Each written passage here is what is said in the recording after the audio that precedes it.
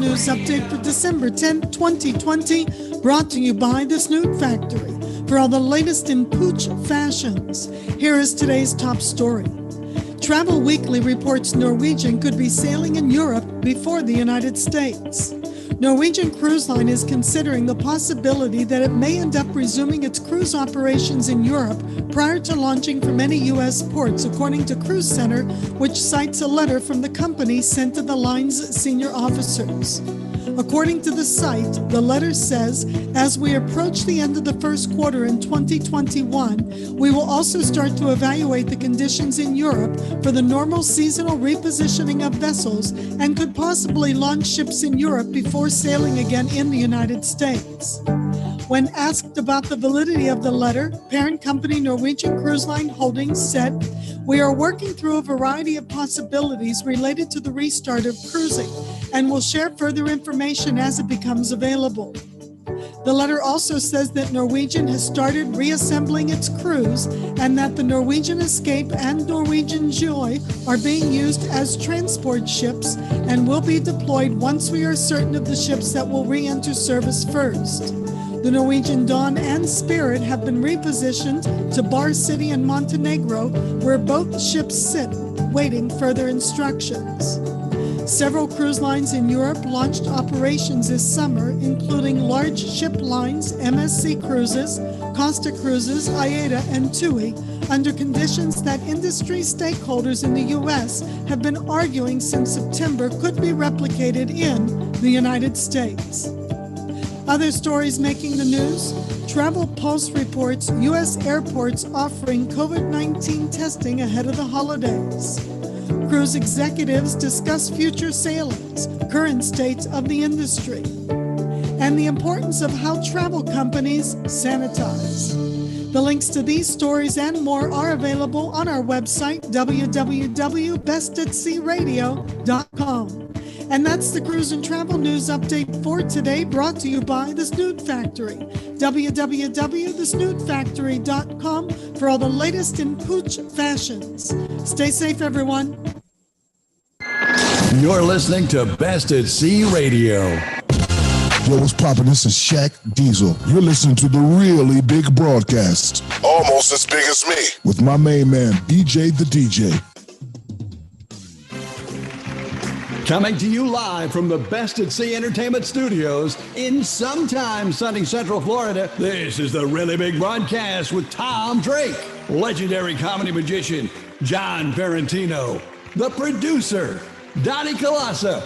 I'm BJ Odom, the voice of Best at Sea Radio. And joining us today on Ladies' Day at the big broadcast will be Oceania Cruise Line, Oceania Club Ambassador Jennifer Faust, and a great friend of the big broadcast, here once again to test our knowledge. Oh, yeah. Lecturer Sandy Cares. Plus, it's your birthday. Who got born? Who did what? And what in the world? And now, here's the guy that you can't get rid of, even if you try with Goo Gone. Tom Drake. Yeah, I can't even get this thing to shut off so I can be on the air. How are you, everybody? Goo Gone this. Uh-oh, where's the producer? Uh-oh. The producer's Mel. We've had a rough morning. Hi, everybody. Good to see you. Good morning. How are you? Do I sound too loud on anybody? Is it loud? No. All right. Nope. I had to switch microphones, switch cameras, switch lights. I was ready to switch houses. I was just going to go live at Shaw's house and the hell with it. And Dottie's got lighting problems. Spent an hour and 20 minutes on lights on Dottie's screen this morning. It's been a beautiful day. Happy Thursday, everybody. It is Ladies' Day. Is that sexist? Should I have said that? I don't know, but I put cologne and everything on this morning, thinking, hey, today's Ladies' Day. And you took the headphones off. Let me get. No, look, I got earbuds. Yeah, but I mean, you took the big aircraft landing ones off. Yeah, well, those little ones that I had, I couldn't hardly hear you. Now these earbuds, man, they boom. Now, who makes those? The ones I got was from Fisher. Fisher earbuds, huh? Yeah. Believe it or not. They're wireless. They sound great, and I paid $8.99 for them at Winn-Dixie. You are a Really? bastard. I swear to God. I don't even buy soda for $8.99 at Winn-Dixie. How do you do that? So I'm looking at this thing. This is Throwback Thursday. when I did sound check was a mess, lighting was a mess, and when I put this shirt on before we went on social media, I did not digitize. And do I look like some kind of a test you take to see if you're crazy? Yeah, a little bit, but not, only if you're big. Oh, see when I move. Oh, this is so ugly. I wanted to throw the however, but good to see everybody. I just wanted to rant and vent and rant, and I'm over with. So BJ has earbuds. I'm very jealous for $8.99 at Winn-Dixie. Our Winn-Dixie went out of business around here. The only requirement to be a cashier at the Winn-Dixie was you had to have some kind of marital problem. One cashier was talking to the other one. My Bubba got drunk again. I'm going to leave him. Like, babe, I think my cottage cheese just expired while I was standing here. Thank you. Try to feel. I'm working on my act because we are going to have the really big broadcast New Year's celebration on New Year's Eve, and it will feature out of retirement, just like who just came out of retirement, Mike Tyson, right? Yeah. Out of retirement, one of Southwest Florida's most popular morning personalities, BJ Odom, will come to us from Fort Myers. I weaseled that deal. You'll see the legendary comedy magician live from Merritt Island, Florida. You'll see the host of the show live from Central Florida will be Dottie, and live from this location will be me, and also our good friend Paul Edison. If you like the sounds of Sinatra, Tony Bennett, Neil Diamond, Tom Jones, he's a really special guy. And I was gonna lie to people and tell them he was in Liverpool. I was, but I said I can't do that. It's just not me. Anyway, that will be on New Year's Eve at 8:00. It's a 2-hour, it might even be 2.5. Prepare you. We don't have anything. This is a network television. But instead of watching that crap on Fox and ABC and CNN, music from kids you don't know, and hip hop and rap and the kind of stuff that our friend Shaq Diesel plays. This is for the old people. And BJ is programming music that will not injure you. We're going to take that into consideration. It'll be stuff that you can dance to, but not hip hop, just stuff that's easy on the hip. And it's going to be a lot of fun. It's not free, you cheap. It'll be $30 a house. That's nothing. Just $30. Think of what are you going to do on New Year's anyway? You can't go anywhere. I mean, you could go out to dinner maybe early, but if you live in certain places in the country, you're not going for outside dining. Not going anywhere. There's no dining in California. So have people over that you can cough on. And at 8:00, we'll kick it off with a dance party. And then Dottie will take over and introduce each act. In between, we'll have a small dance party so you can hit the head. So as we say in Jersey, because we understand, what it's like as you get older. You got, even with Flomax, you got to go. New Year's with your pod. There you go. So I'm actually excited about it. I hope it goes a lot easier than the last 2 hours this morning. But we'll have more information on that next week on how you can purchase tickets or whatever you want to call those. You'll get a link where I will teach you if you're not familiar with how to get onto a Zoom. We'll have a class. So people will be ready for New Year's Eve. So you're not screaming. The wife is going, "Yep, stupid idiot." I should have Ron McCollum. Alan Garber called me yesterday and told me that he got a call to do a virtual party for this 80-year-old woman. It was a surprise party. Yeah. And he said, look, he goes, "I'm Jewish." He goes, "and I just have to tell you," he goes, "it was probably 10 Jewish women and men in their 80s. He said it was supposed to start at 3:00. I get a link from the woman with the passcode. Passcode doesn't work." She goes, "So then after I tried 12 times, it was all in capitals." He goes, "Let me try it in lowercase." And then it worked. He said he got on and this was it. "I don't know what's going on. I don't know what's going on. I can't hear. What's going on? I can't hear." And then all of a sudden this other guy comes in and he goes, "Let me straighten it. Who's this guy, Alan? We don't know him. Get him off. He should be in our meeting." He said it went on. He said it was a skit from Saturday Night Live. Then the woman goes, "This is ridiculous. You can't start. I'm going to Sylvia's house. Give me a mask." So he goes, "Everyone hold on." And then also she comes out with the other one. The other one's going, "Don't sit close or close to me." right? He said it was so much funnier than the show. And he said, and then he goes, in every 3 minutes, the guy kept going, "Who's Alan? We don't know him, Alan. Get him off. He crashed our thing." And then then this lady came on who was her birthday, who had no idea she was going to be seen. She was in a bathrobe and her hair looked like it was combed with a firecracker. And she's going, "People can see me. This is embarrassing." It was the funniest. He said, he goes, "I knew my show wouldn't be as funny as this." Well, too bad he didn't record that. He could sell that. He said, because he wasn't his meeting. He kept trying to record it. But he said, "Oh my God." He called me up. He was crying when he was telling me the story. We are going to follow the Sonia Selby routine, which is everyone will be muted by the technical director. There'll be, although that's hilarious to hear people going, "Who's Alan? Who's Alan? We don't know no Alan."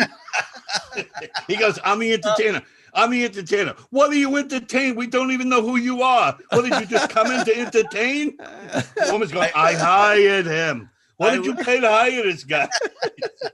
I wish I had it queued up where Ian Finkel's being interviewed at our showcase, and the guy goes, "I'm Ian Finkel. You don't know me? You don't know who I am? You know that same thing. You don't know who I am? I'll tell you who I am. You really don't know who I am? No, I don't know who you are." And it got to the point where the guy who kept saying, "Who are you?" He said, "I was laughing so hard that I couldn't even answer him." I mean, someone should write. Listen, you got to call Lindsay. You got to. I mean, that's in some play, a scene where, because of today, virtual. They're doing something virtual, and they don't understand virtual, and they're yelling, "I don't. Who? What? What?" He goes, and the only one whose screen worked perfectly, and he could hear her. She kept going, "What is this Zoom? I don't understand. What is this Zoom? I see nobody." See, I could hear the voices. I could see the people. Just funny. As a side note to my whining when we opened, a couple of things happened. And as a boy, I was this way, and as a man, I'm worse. Which is, I put something somewhere and I can't find it. And my dad, when I growing up, I would say, "Dad, have you seen my car keys?" And he would say, "I'll clean it up." He would say, "If you're up your butt, you know it." And that was his answer to everything. But he would say, "It would say, it was up your ass, you know it." I go, "Thanks, Dad. I appreciate that." So yesterday I took the lav mic off, walking out of the room. I took it off and I put it somewhere. And now I'm Regis. I can't find it anywhere. So we can't find the lav. All right. So we're going to use the big $400 Shure. What a piece of crap microphone that everybody has in the studio everywhere. And now it's doubling up. You hear me twice. It doesn't work, right? So great. So now I have to I have two Audio Technica mics like Dottie uses, but it's in a shelving unit that's in front of my new desk here, and there's a table in front of it, and the monitor's on top of the table. So I have to take the monitor off the table, move the table, find it in the drawer, and put it in at exactly 3 minutes to 10 o'clock. And at 3 minutes to 10, I said, "Dottie, you heard me twice?" She goes, "No, thank God. Once is more than enough." John, you need to make sure that Lindsay puts this in the next play. Hey, and it harkened back. Remember those? You ever use those words in a sentence?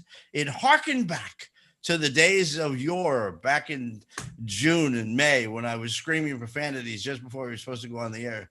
And it was worth it, because, John, that story is just who's Alan? You need to say a prayer to St. Jude.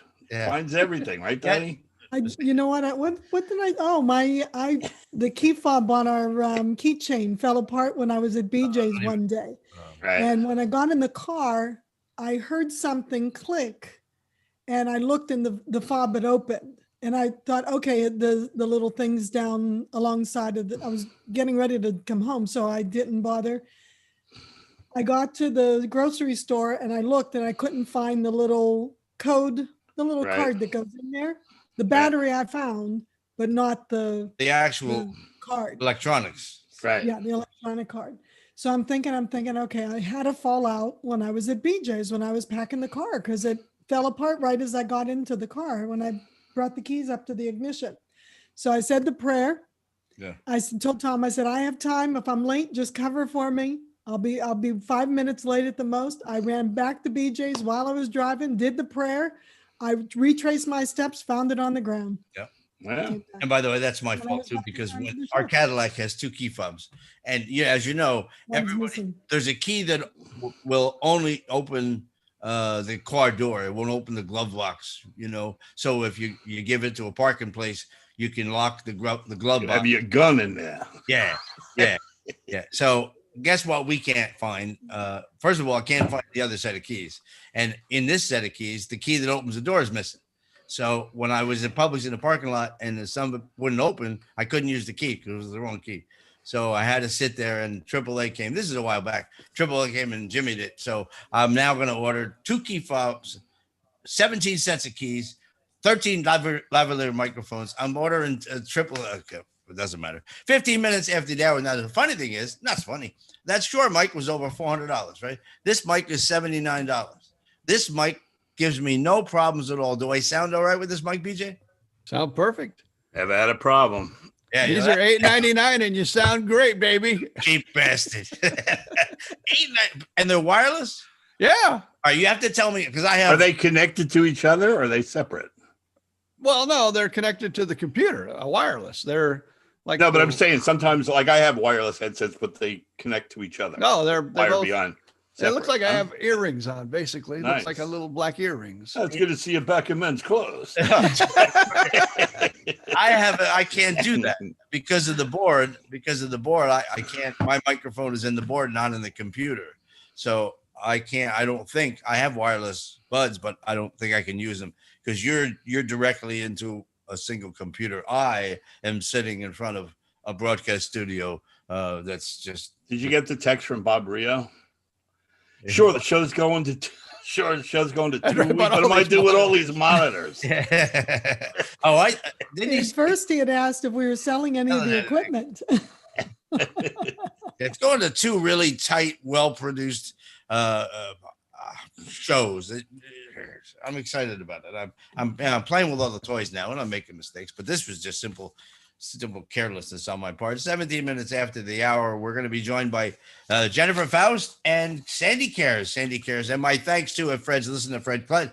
Hopefully, he's going to come on next week. Fred was willing to go to the bat for us. That makes sense. He was going to pitch in because one of our guests dropped out, but we had reached out to Sandy Cares, and Sandy had something ready. We're going to be questioned on bridges or tunnels or I don't know, fire hydrants, fire Something about the Jamaica or Caribbean. something like that. So Another one that I'll fail deeply in.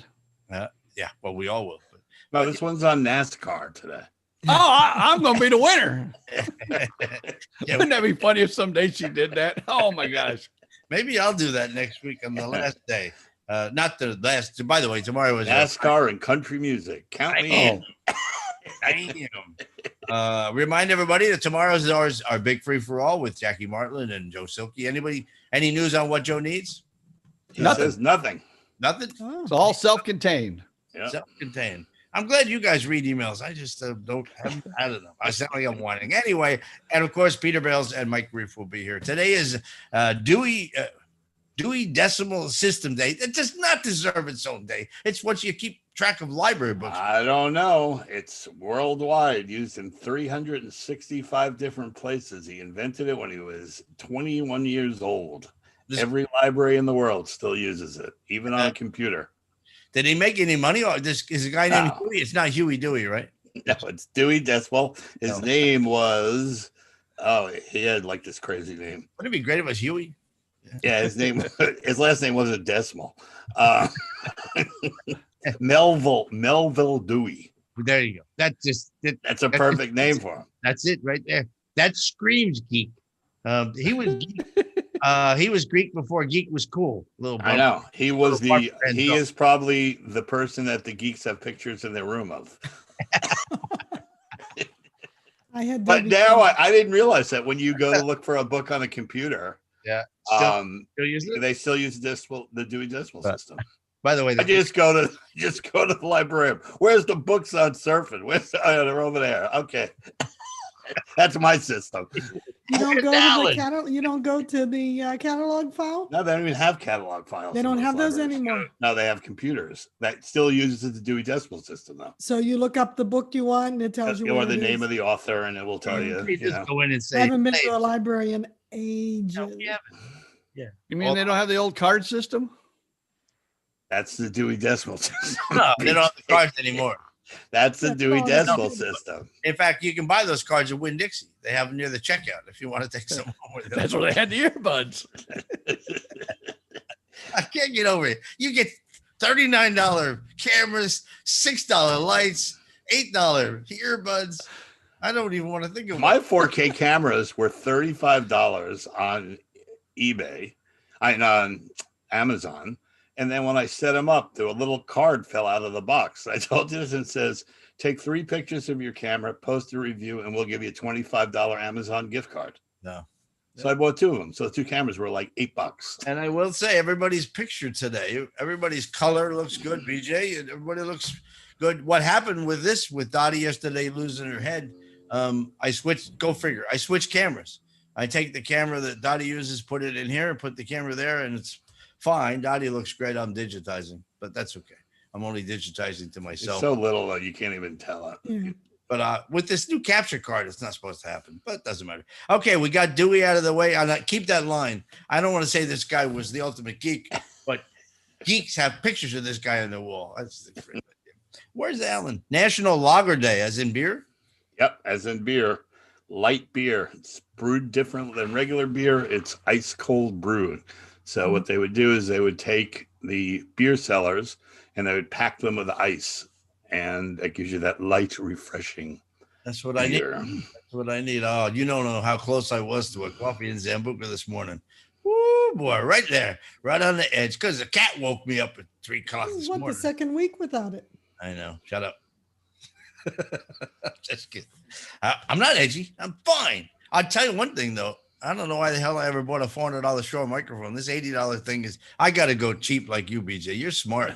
You turn it. You're a bar. I wonder if they have microphones at Winn-Dixie. I'm going to go. We never go to Winn-Dixie, but my wife went to the doctor and her stomach pills, she can't, her insurance won't pay for, the prescription she had.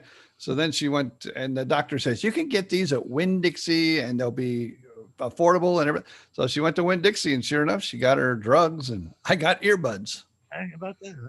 That's good. Yeah, nice family outing. One Winn-Dixie left, Tom. What now?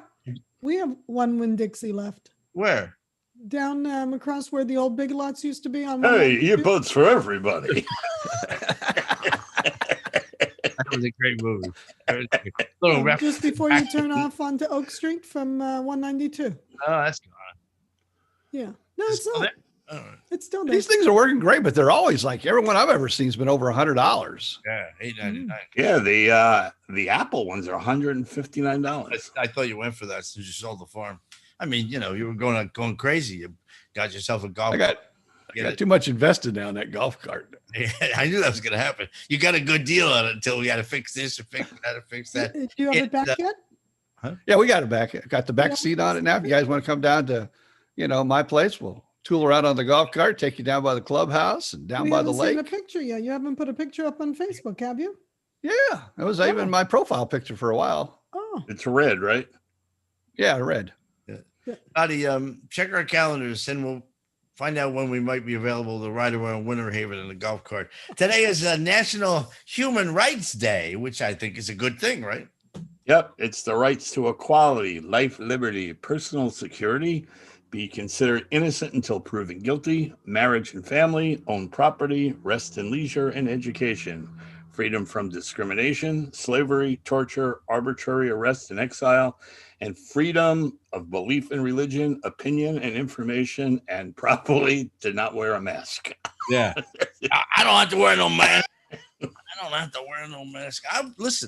I believe, big deal, wear the mask. Shut up, wear a mask. I still read articles about people that thrown off a plane, They fight, argue. I I had to go in Walmart yesterday. The first time I was out in my life, I had to go in to pick up something because they couldn't deliver it. And I went in there. I would say 40% of the people had masks on. see, I've never in seen our that. Walmart, everyone has them on. And there's a big sign, you need a face covering. Nope. I have to say, Wow. in the 10 times that I've been out in the last month or so, month and a half, running to Publix or wherever, one couple I saw in the store. And I'm laughing because as they're walking without the mask, the announcement comes on the public address system, please wear a mask. And they heard it. Yeah, no, nothing. I mean, I was shocked. And a lot of people wearing the masks, they have them like almost on their like chin, this. Here's how they wear their mask. Yeah, like a goatee guard. Yeah. I had a guy when I was buying the camera at Best Buy, the camera guy. This is hilarious too, because I went to buy this camera, but I wanted to talk to somebody about cameras. And the girl that said, my camera guy doesn't come in until 11. It was 10. And I said, oh, you got to be kidding me. I said, well, I said, I didn't realize. She goes, he's my vendor. I said, what do you mean vendor? Well, he works for he's a Sony guy. I said, well, hell, he's going to sell me Sony then. He's not going to tell me about Canon or anybody else. No, he's good that way, right? So I came back, and let's put it this, was a large man with a beard and a mask for a small man with no beard, and was laughable. And I don't know anything about cameras. And I said, I'm trying to learn. How did you learn? He goes, they gave me a bunch of pamphlets. I go, that's it. That was his answer. He was no expert in anything. So I didn't buy the Sony that was out of, the price was crazy. I bought this Panasonic, which I'm regretting desperately, but I got the lens coming now. The rule of thumb is when you buy in anything digital, like camera wise, Canon, because Canon invented digital photography. Yeah. And you can never go wrong. Sony's been trying, Sony and Nikon used to be like the big 35 millimeter camera. They've both been trying to catch up to Sony to Canon for years. Well, I'm going to try to make this one work because they have a 15% restocking fee. If you take it back, they don't want people to come and get the camera and shoot a wedding. I know it says people don't need to. What millimeter lenses are on there? Only one, 14 to something. 14. So whatever it is, you got to add 40 to that because it's not a full frame lens. Yeah, you're exactly right. And I'm a full frame guy. So that's why. So what I'm saying is like when they go 14, like on a 35 millimeter camera, that's almost a fisheye lens. But on a regular, camera, it's really like your standard lens. But it does. But it's close. Yeah, if I put it against one wall and stand on the other wall, it just hits my head, nothing else. Right. It won't open. Just go to huhan.com, $39.99. You're set. They have cameras at Winn-Dixie?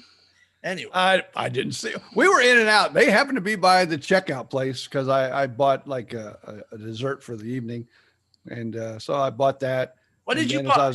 What did you buy? Because you didn't name it. When you didn't name it, that's a giveaway. You don't want to tell us. What did you? All right. Have you ever done this? A cream. What it is? It's a pie. You buy the pie crust, then you buy a tub of filling like key lime or something like that. And you put the filling in there, and it's ready to go. All right. So you made the pie. Yeah, basically. I mean, a 2-year-old could make that pie. They have the filling in the bakery department?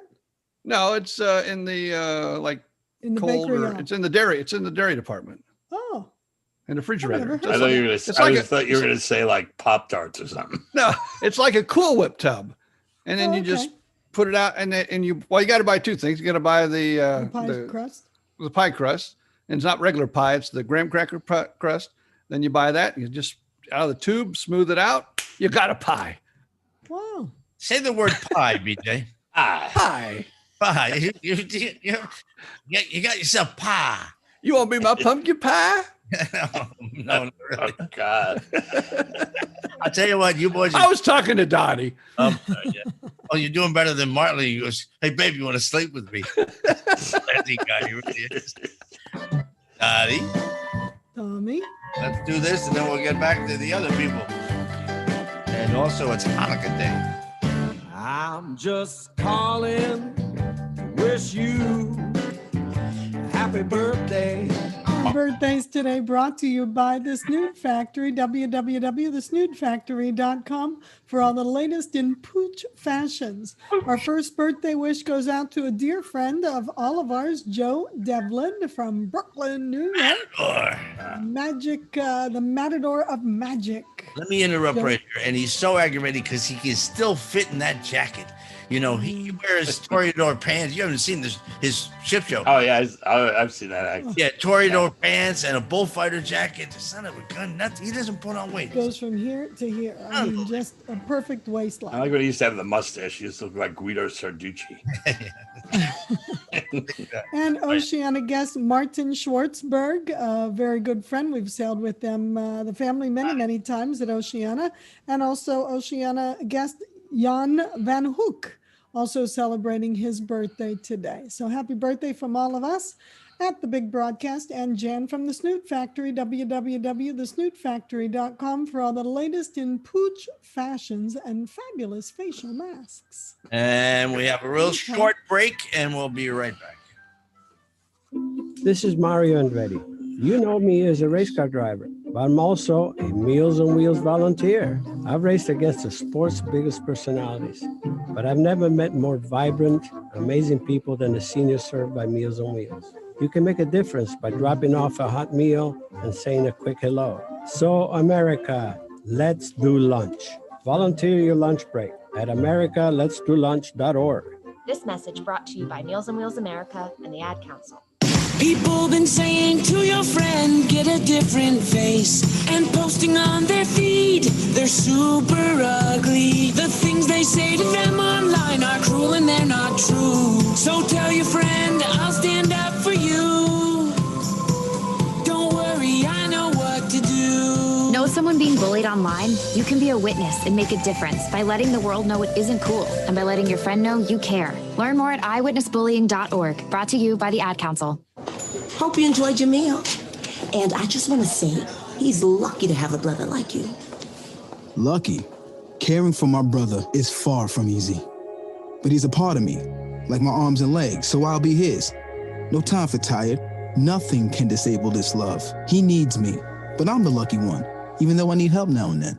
If you're caring for a loved one, visit aarp.org/caregiving for care guides and community. Support for your strength. Brought to you by AARP and the Ad Council. Exclusively playing music of the cruise industry's biggest stars. You're listening to Best at Sea Radio. Hold me, never let me go until you've told me what I need to know, and then just hold me. Let me tell you I'm in love with you. Thrill me, walk me down that lane where shadows will be hiding others just the same as we'll be, yes we'll be, when you let me tell you I love you. They told me, be sensible with your new love. I'm having a fun day today. This is the last you'll find. I just hit a button for something. I'll be damned if I know what I hit. Never stood in the dark with you, love. When you. Oh, this is funny. It's like gremlins have invaded the house. 33 minutes past the hour. That's our good friend Mark Preston. And actually, when I hit screen share, you were supposed to see a picture of Mark Preston, and instead you saw a musical note. So I have no idea what happened there. I need to. You know what? I need a couple of weeks off, and I think we'll start December 18th. And that commercial's funny, man. Mario Andretti. Yeah, Meals on Wheels. If you can catch me at 238 miles an hour, I'll give you a meal. Yeah. I love when Mario delivers the food. The soup is always hot. It's always hot when Mario delivers the soup. And I don't have to play those, but I do it, so I practice. So eventually, muscle memory, BJ calls it, where I get good at going to breaks and things like that, because eventually someone might sponsor this show. You never know. Today is Nobel. We talk enough about this guy. He's in the next segment. I know. He's in the next one. But, I did some deeper research on him.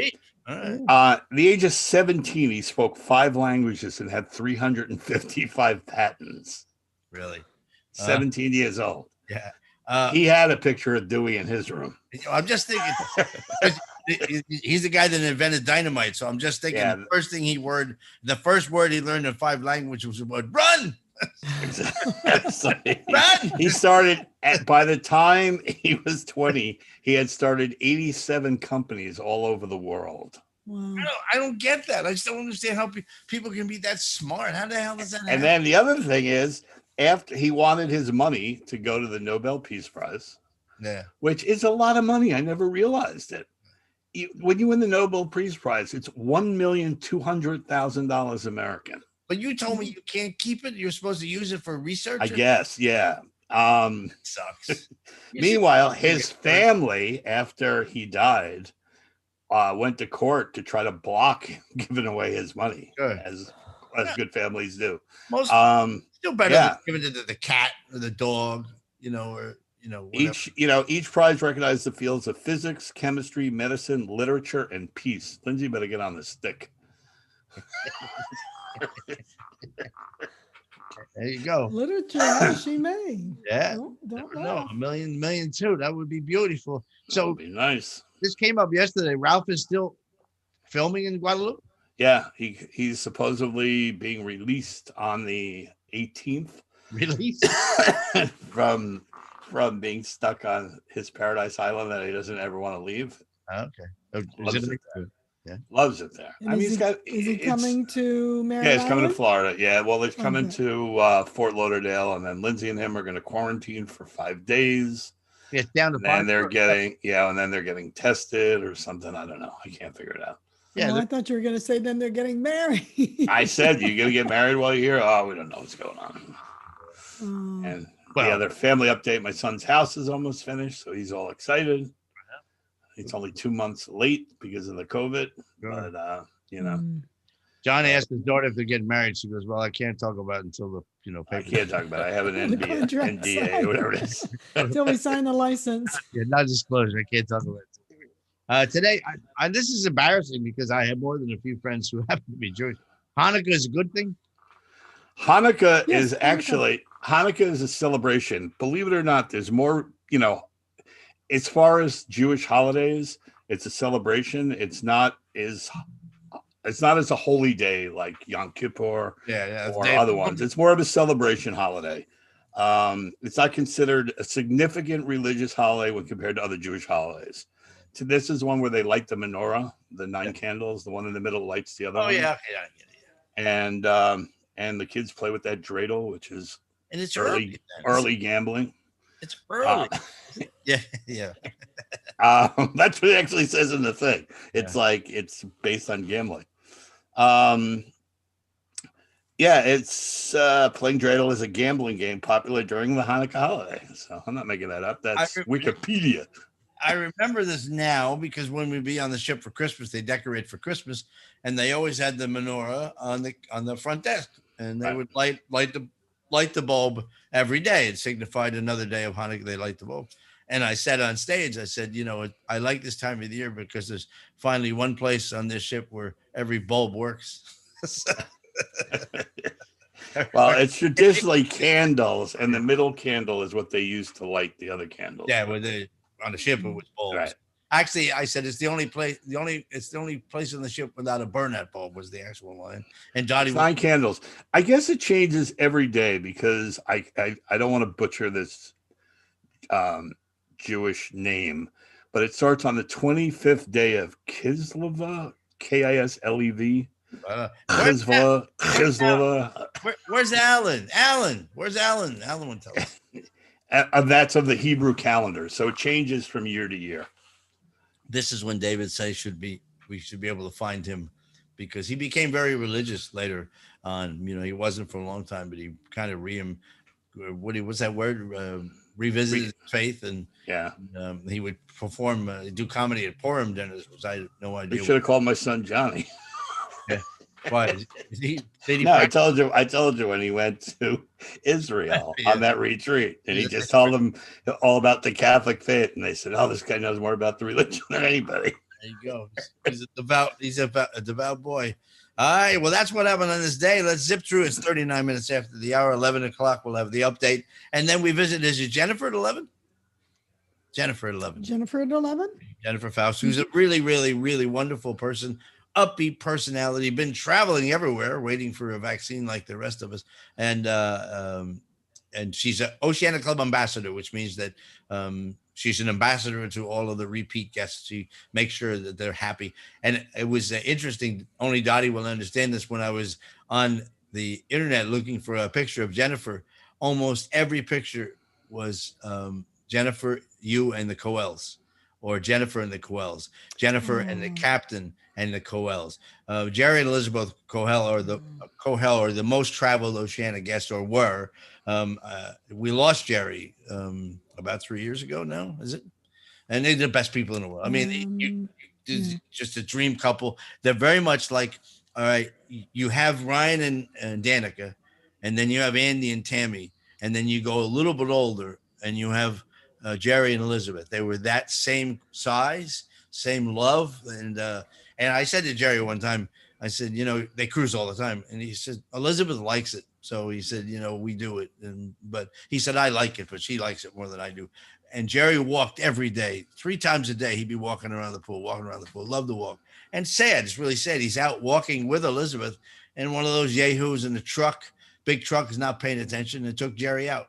And just walking on the street, and where he lived in Indiana, I think, or where's he pushed Elizabeth out of the way, or she would have been hit as well. Where do they make cornflakes? Where do they from Kalamazoo, Michigan? Battle Creek. Anyways, it's great, just tremendous people. So anyway, so I did find a picture of Jennifer, and I thought that was kind of interesting.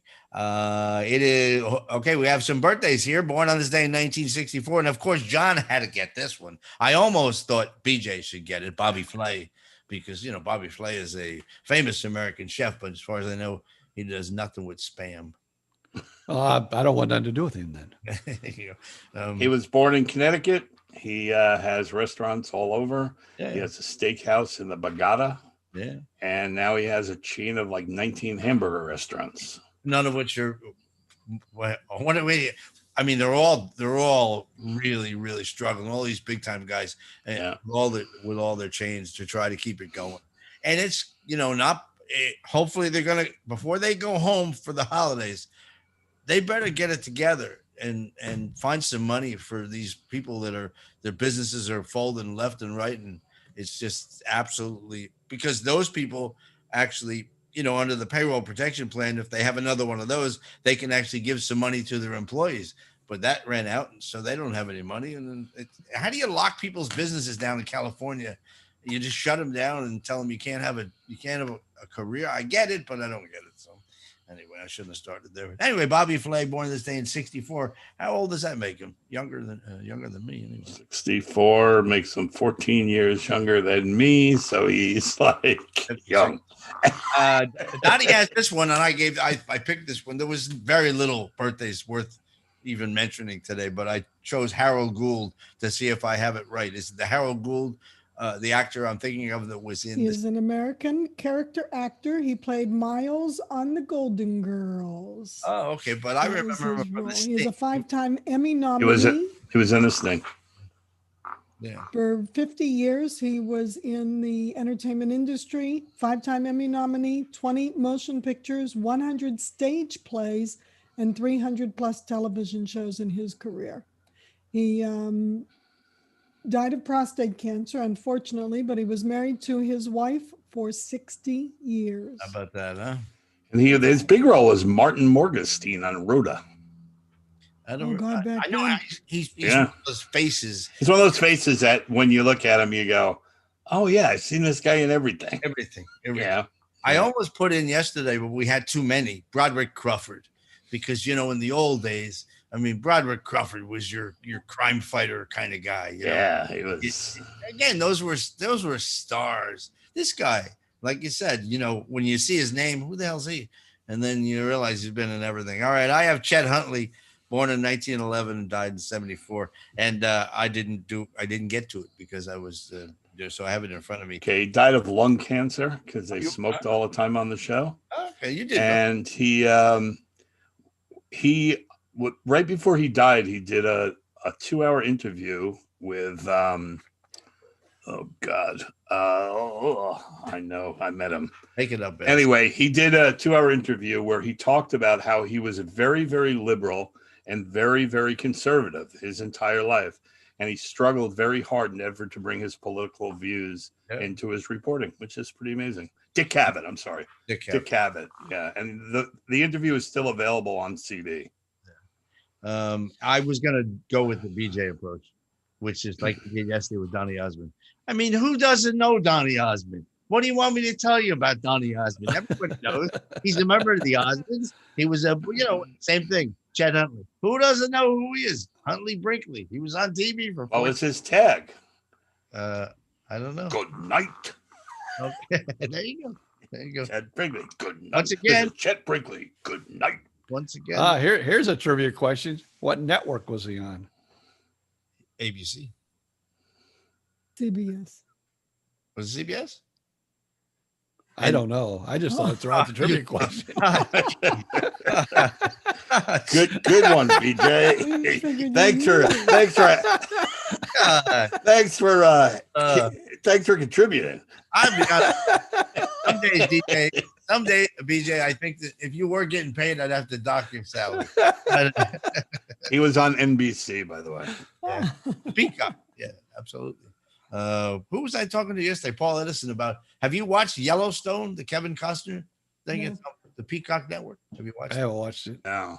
I watched the Queen's Gambit, man. That was really I know you good. said I told you I fell asleep in the first. Really good. Really good. It's only 7 episodes. Yeah. So you should watch it. It's good. Yeah. I started reading the Michael Connelly book. I don't know if you ever saw the Bosch series that's on Netflix. But he wrote that whole thing. I don't like it because it's nothing like the book. But he also, there was a movie, The Lincoln Lawyer. Matthew McConaughey played the Lincoln. Right. This book is this is the Michael Connelly again about Mickey Haller, and it's messing me up because I'm working this morning and I'm stopping and reading like 6 pages and going back to work. It took me twice as long. It's a really good book. On this day, 46 minutes past the hour, by the way, we'll have another. No, we don't do birthdays again this hour. We're good. No. You know what? I have a what in the world. Let's just zip this what in the world and then we'll get back to it. And I thought this was interesting because BJ and I, we talk every day and we only talk about one thing. How do you say this name? How do you say this name? What name do you say? How do you say this name? That's what we talk about. So I was looking for stuff, for not on UPI for a change. And I found an article that says that the 2 most mispronounced names this year, you would imagine one of them is Kamala Harris. That's what I would say. Yeah. Is it Kamala, whatever? Can you guess who the other name was? The most mispronounced name this year. I was a little Trump. No, not. But you're in the same press conference. Let's put it that way. Melania or something. Anthony Fauci. Anthony Fauci is the most. Oh, really? Is the most mispronounced name. Some of the other name. This is from a company compiled by the U.S. Captioning Company, which captions and subtitles real-time events on TV and in courtrooms. So when they hear the name mispronounced, they have a record of that. So that's what that's about. There were some other people that were also mispronounced. The full name of South Korean K-pop band BTS was mispronounced, and I can't pronounce it. So the hell with that. There's a Greek basketball player on the Bucks, Giannis. BJ, you and I. I've heard the name a million times and I can't say it right now. And Tente Kokopopo, Bert and I used to talk about when he gets some of these college players now from the islands or from Europe, and he go, "Oh, give me a break, basketball players." But I have this clip for what in the world. It seems that in England is where they really struggled. So they actually, the BBC put together something to show people, explain to people how to say Anthony Fauci's name. Let's see if it works.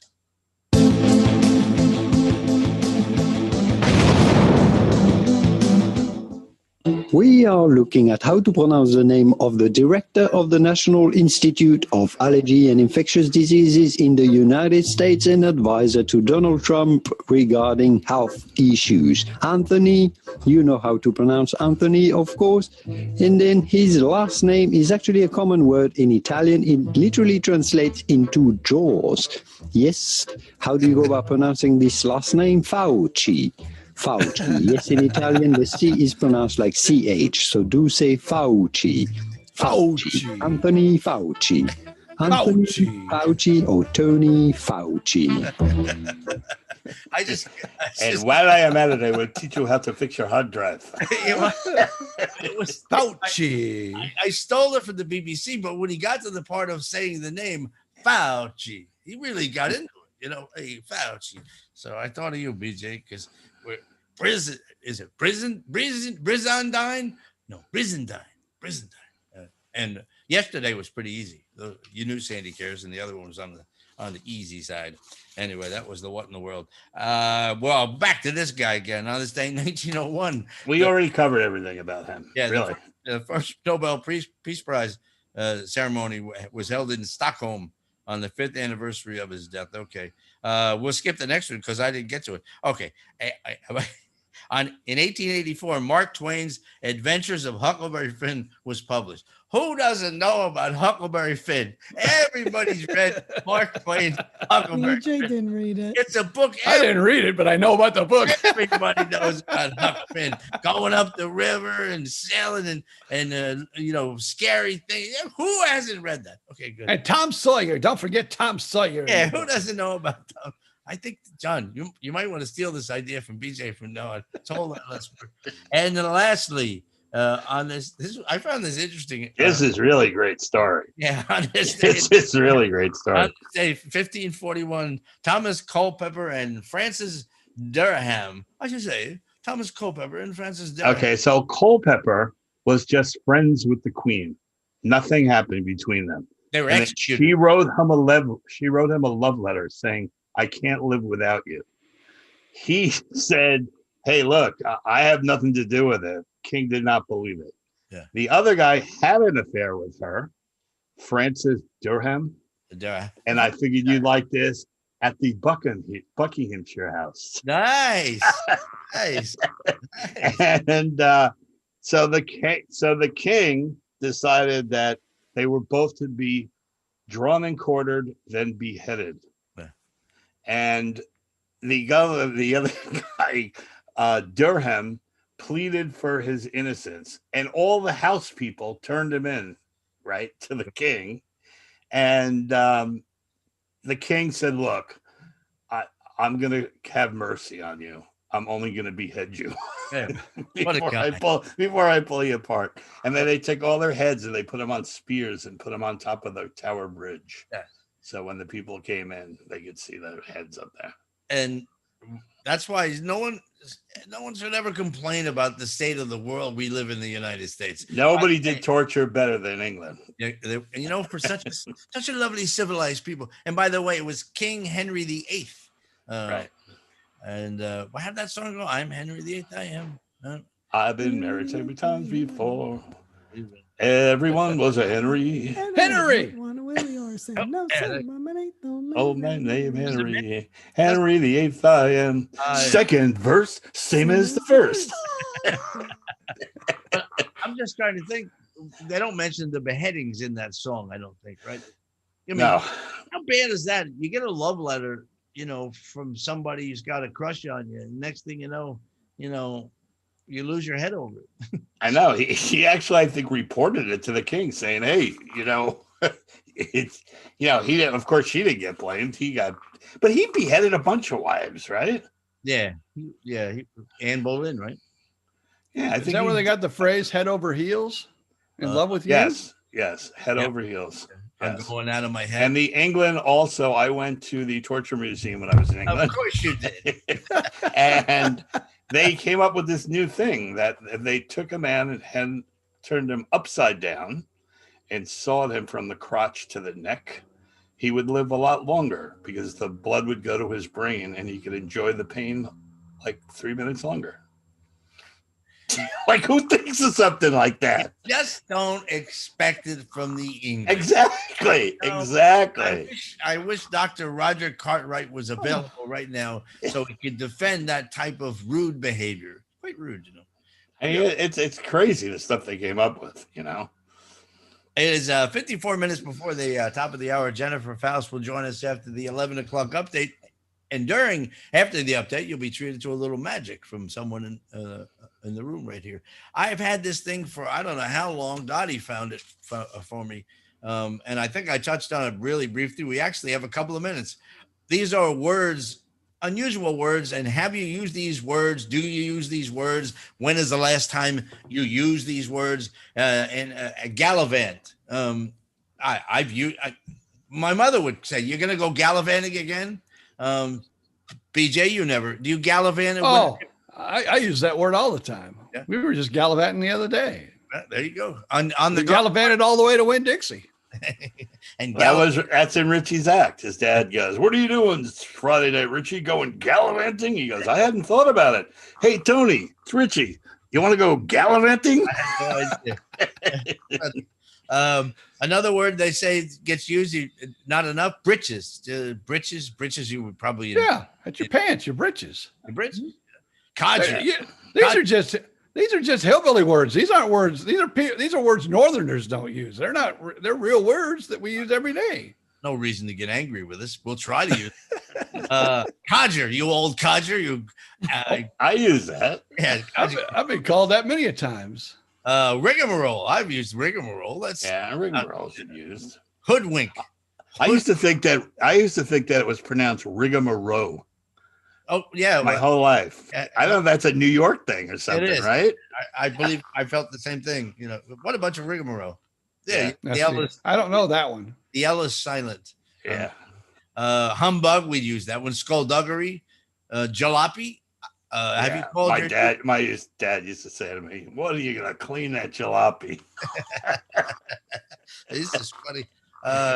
It's a funny word. I've used the word kibosh. You put the kibosh on things. What was that in Bronx Tales? That guy Lenny Kibosh. Every time he bet, he would lose. That's his name, Lenny Kibosh. That was like the neighborhood name. As soon as they would all, there was a scene where they all go and bet on the horse, and the horse is number 8, and Lenny comes back and he goes, "Number 8," and they all just rip up their tickets. Now here's a word that BJ could have used yesterday when he was talking about that lady in Ontario, bodacious. Oh yeah, there used to be a band in Indiana that actually had some albums out. Never got national exposure, but regional exposure. The Bodacious Band. Bodacious Band, yeah. You wouldn't use the word bodacious at the pickle factory when you open up your restaurant. I don't think. Thingamajig. That's a bodacious pickle. Yes. Thingamajig. Kerfuffle. Thingamajig's got to be a Southern word. Yeah, because every time I go into like a Home Depot or a Lowe's, I said, "Can I get that thingamajig?" Yeah, I say thingamajig, not as much as I used to, but I poppycock. Now that's kind of English. What? Poppycock. I've never used that one. You use it at the pickle restaurant. Yeah. With the P? Who's a gadget? That's right. There was that one. Thingamajig. Who's a gadget? And the rest. Doohickey. How about this one? You guys ever say catty corner? Yeah, absolutely. Yeah. Catty corner, absolutely. And fiddle de dee and willy nilly. It goes on and on and on. In Pittsburgh, we would say kitty corner. We could go and spend an hour on that, but we never get to any of this stuff. I started talking about this. I think that you might have been at that, BJ. I don't know. But these things are actually illegal in Florida. Did you know that according to wherever Dottie found this, showering naked is prohibited? Now, it doesn't specify if you're in Winn-Dixie, getting earbuds and you're showering naked. But at home, how do you shower? There's only one way to shower. I guess they mean outdoors. I break the law every morning if that's the case. I'm just trying to take the visual out. According to this is number 14 of the things that are actually illegal in Florida. Unmarried women are prohibited from parachuting on Sunday under a possible punishment of arrest, fine, or jailing. I should have researched this. This can't. Where'd you get these, Dottie? These are actually just weird laws, but they've never changed them. Now this one, I believe, makes you proud to be in Florida. Yeah, Floridian. You should see some of the weird ones. There's more strange ones than this. Like you can't date a fish. I forget what state that's in, but you can't date a fish. Women who fall asleep. This is for you, BJ. Women who fall asleep under a hairdryer may be fined, as can the salon owner. I don't know was it illegal in Indiana if the woman fell asleep when you were guarding them old ladies? I don't know. A lot of women would do that because you'd have to sit under that thing. They were older dryers. Maybe you have to sit in there for like a half hour, 30 minutes. those big things on your I head. fall asleep all the time when I'm under the hair dryer. And then we got to go to break. But also, this one I knew in one town in Florida, chickens are considered a protected species. Key West? Where would it be in Florida? Key West. BJ, Wouldn't it? Yeah, Chickens. Key West. Key West. Key West. He just said it. He said Key West. Yeah, BJ was right there with it. That's where I took my famous rooster's ass picture.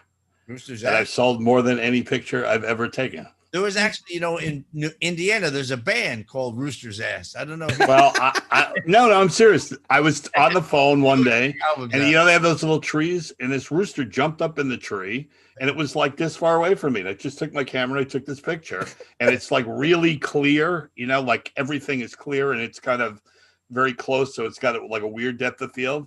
And I've sold it for band covers, album covers.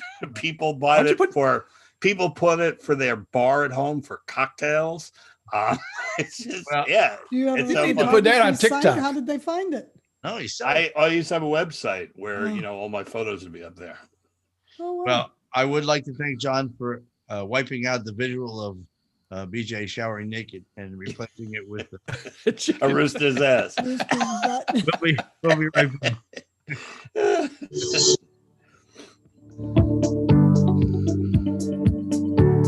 Good Thursday morning, everyone. This is Dottie with the Cruise and Travel News Update for December 10th, 2020, brought to you by the Snoot Factory. For all the latest in pooch fashions, here is today's top story. Travel Weekly reports Norwegian could be sailing in Europe before the United States.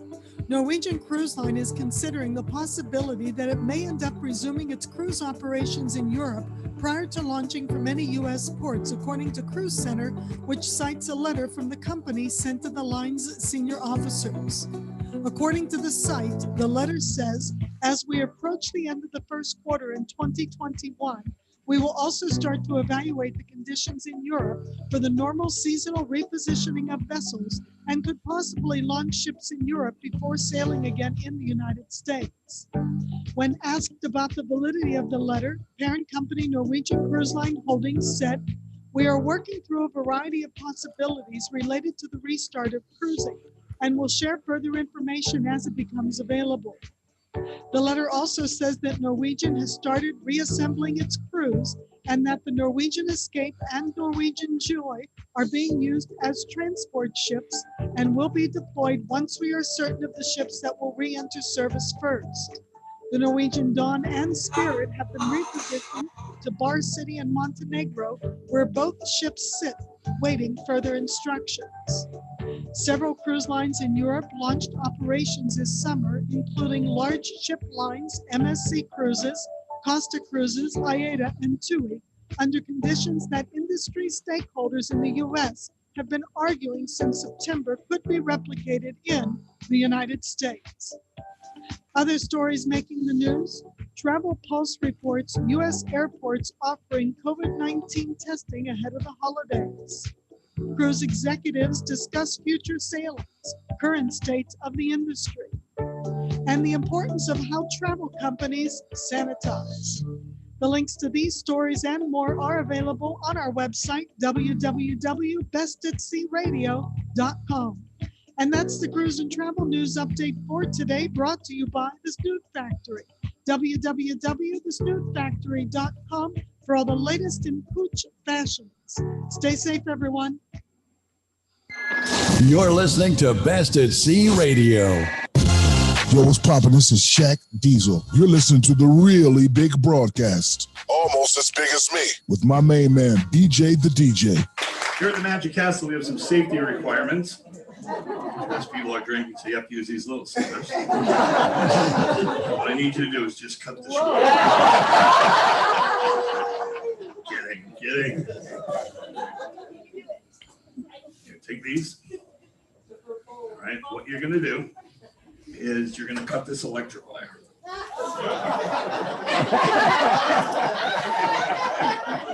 It's going to be cut. No. Oh, I can't believe you did that. How did you get those to cut? That's in the show thanks to you. Now you're short circuit. Make it a little bit shorter. I want you, Eli, to just wave your finger. I do, but I don't want to die. Somebody lie.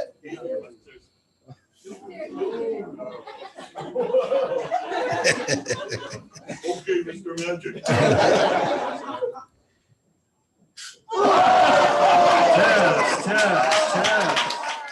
You're listening to Best at Sea Radio.